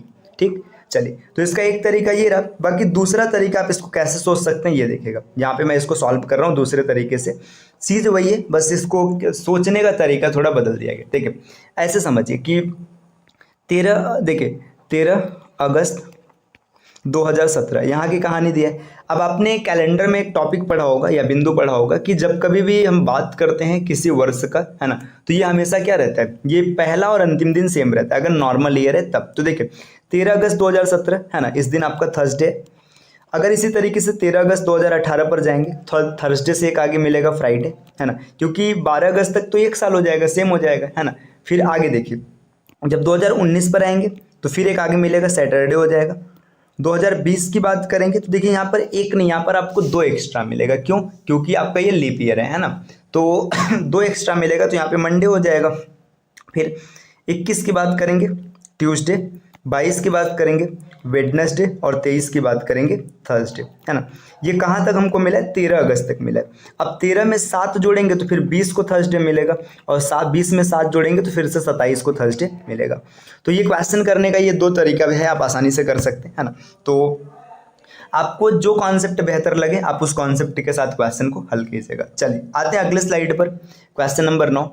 यहाँ पर दिया है निम्न ऋतुओं को भारतीय कैलेंडर के अनुसार काल क्रमानुसार व्यवस्थित कीजिए, है ना। मतलब ये जो समय दिया गया ना भारतीय कैलेंडर के हिसाब से, भारतीय कैलेंडर के हिसाब से मतलब जो ये मतलब चैत बैसाख ज्येष्ठ आषाढ़ श्रावण भाद्रपद ऐसे बोला जाता है, इसमें आपको बैलेंस करना है। ठीक, तो आप इसको बैलेंस कीजिएगा, आराम से आप कर सकते हैं। हिंदी महीनों की जानकारी आपको जरूर होगी।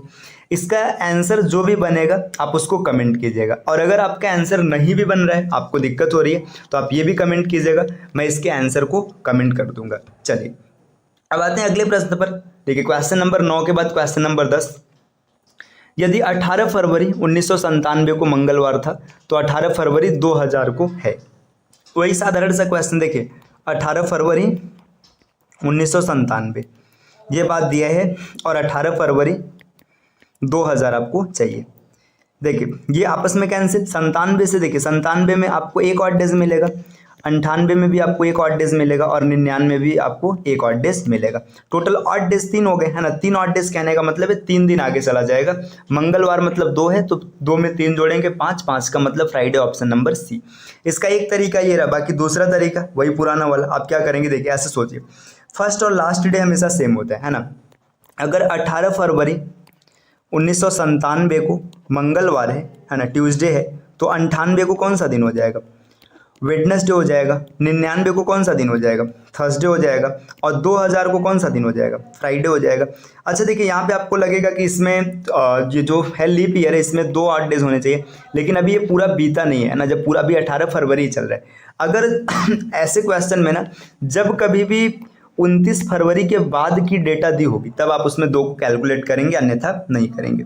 चलिए अगले प्रश्न पर आते हैं, क्वेश्चन नंबर 11। यदि 1 अक्टूबर को सोमवार पड़ता हो तो उस महीने की 20 तारीख के 3 दिन बाद कौन सा वार पड़ेगा? देखिए 1 अक्टूबर जो है आपका कौन सा दिन है, ये आपको दिया जा रहा है, इसमें मंडे है। अब आपसे पूछ क्या रहा है? आपसे पूछ रहा है कि 20 तारीख के 3 दिन बाद। देखिए ये 20 तारीख है ना, तो 1 दिन बाद 21, 2 दिन बाद 22, 3 दिन, देखिए 3 दिन, देखिए 1 दिन 2 दिन 3 दिन, ये 3 दिन बीत गया। अब इसके बाद मतलब यहाँ पे देखिए 21, 22, 23, 24 की बात पूछ रहे हैं। देखिए एक चीज़ ध्यान देना, जब कभी भी पूछेगा तीसरा दिन, मैं यहाँ पे रुके, यहाँ पे इसको इरेज करके तब समझाते। देखिए आपसे 2 टर्म बोलेगा, आपसे कई बार बोलेगा ना थर्ड डे, है ना, मतलब तीसरा दिन। जब थर्ड डे बोलेगा तो आपका कैलकुलेशन ऐसे होगा, जैसे मान लो यक्स डेट था 1 2, अब यहाँ पे तीसरा दिन है, आपको ये उठाना है, ठीक। और अगर कभी आपसे पूछ लेना 3 दिन बाद, मतलब 3 days लेटर, तब वहाँ की परिस्थिति क्या होगी, एक्स दिन है 1 2 3, आपको ये 3 छोड़ देना, इसके बाद जो आएगा आपको उसको लेना है। तो इस क्वेश्चन में आपसे क्या पूछ रहा है, आपसे पूछ रहा है 3 दिन बाद की कहानी। तो जब 3 दिन बाद पूछ रहा है तो आपको क्या करना है, देखिए ये 1 अक्टूबर को दिया है ना, 20 तारीख के 3 दिन बाद, तो देखिए ये 20 तारीख रहा, इसका 1 दिन 2 दिन 3 दिन और इसके बाद यहाँ पर आपको आना है। तो देखिए 21 22 23 और यहाँ पर 24। अब एक की बात दी और आपसे पूछ रहा है कि 24 अक्टूबर को कौन सा दिन होगा। देखिए एक आप आगे बढ़िएगा, एक से आप आएंगे 8 पर, देखिए 1 को मंडे है, फिर 8 को मंडे होगा, फिर 15 को मंडे होगा, क्योंकि 8 7 15 हो जाएगा, 15 7 22 को मंडे होगा, 22 तक मंडे है, फिर 23 को क्या हो जाएगा, ट्यूसडे, और 24 को क्या हो जाएगा, वेडनेसडे। तो इस क्वेश्चन का बिल्कुल सही ऑप्शन हो जाएगा वेडनेसडे, ऑप्शन नंबर सी, ठीक। तो आप यहाँ से इसको कैलकुलेट कर पाएंगे। चलिए आते हैं अगले प्रश्न पर। अगला प्रश्न दिया है, यदि 13 अगस्त 2017 को बृहस्पतिवार है तो 27 अगस्त 2023 को सप्ताह का कौन सा दिन होगा। ये शायद रिपीटेड क्वेश्चन पड़ गया, ऐसा क्वेश्चन अभी हम लोगों ने पीछे किया था, ठीक। चलिए अगले स्लाइड पर आते हैं। यदि किसी माह का चौथा दिन शनिवार है तो उस माह के 26वें दिन से 5 दिन पहले कौन सा दिन होगा। देखिए यहाँ पे दिया जा रहा है माह का चौथा दिन, मतलब यहाँ पे मैं मान लेता हूँ, देखिए 4 तारीख है ना, मंथ का चौथा जो है 4 तारीख है। यहाँ पे क्या बोला जा रहा है, यहाँ पर है आपका सैटरडे। फिर आपसे क्या बोल रहे हैं, आपसे बोल रहे हैं कि उस माह के 26वें दिन से 5 दिन पहले, देखिए 26वां दिन मतलब 26 तारीख है ना, से 5 दिन पहले, देखिए 1 2 3 4 5, ये 5 दिन हो गया है ना। अब इसके बाद यहाँ पे क्या आ जाएगा, 5 दिन पहले, देखिए 25 24 23 22 21 और यहाँ पर 20 है ना। तो देखिए अगर 5वां दिन बोलता ना तो आपको यही लेना पड़ता। आपसे क्या बोल रहा है, आपसे बोल रहा है 5 दिन पहले, मतलब अब आपको क्या करना है, 5 दिन छोड़ना है। देखिए 1 दिन पहले, 2 दिन पहले, 3 दिन पहले, 4 दिन पहले, 5 दिन पहले है ना। तो 5 दिन पहले ये हो जाएगा है ना, मतलब यहाँ पे 5वां दिन नहीं बोल रहे, 5 दिन पहले बोल रहे हैं, तो 20 तारीख पड़ेगा है ना। आपसे पूछ रहा है 20 तारीख को कौन सा दिन होगा। देखिए अब यहाँ से कैलकुलेट करिएगा, 4 को आपका सैटरडे, 4 का मतलब फिर 11 को सैटरडे होगा, 11 के बाद फिर 18 को सैटरडे होगा, ठीक।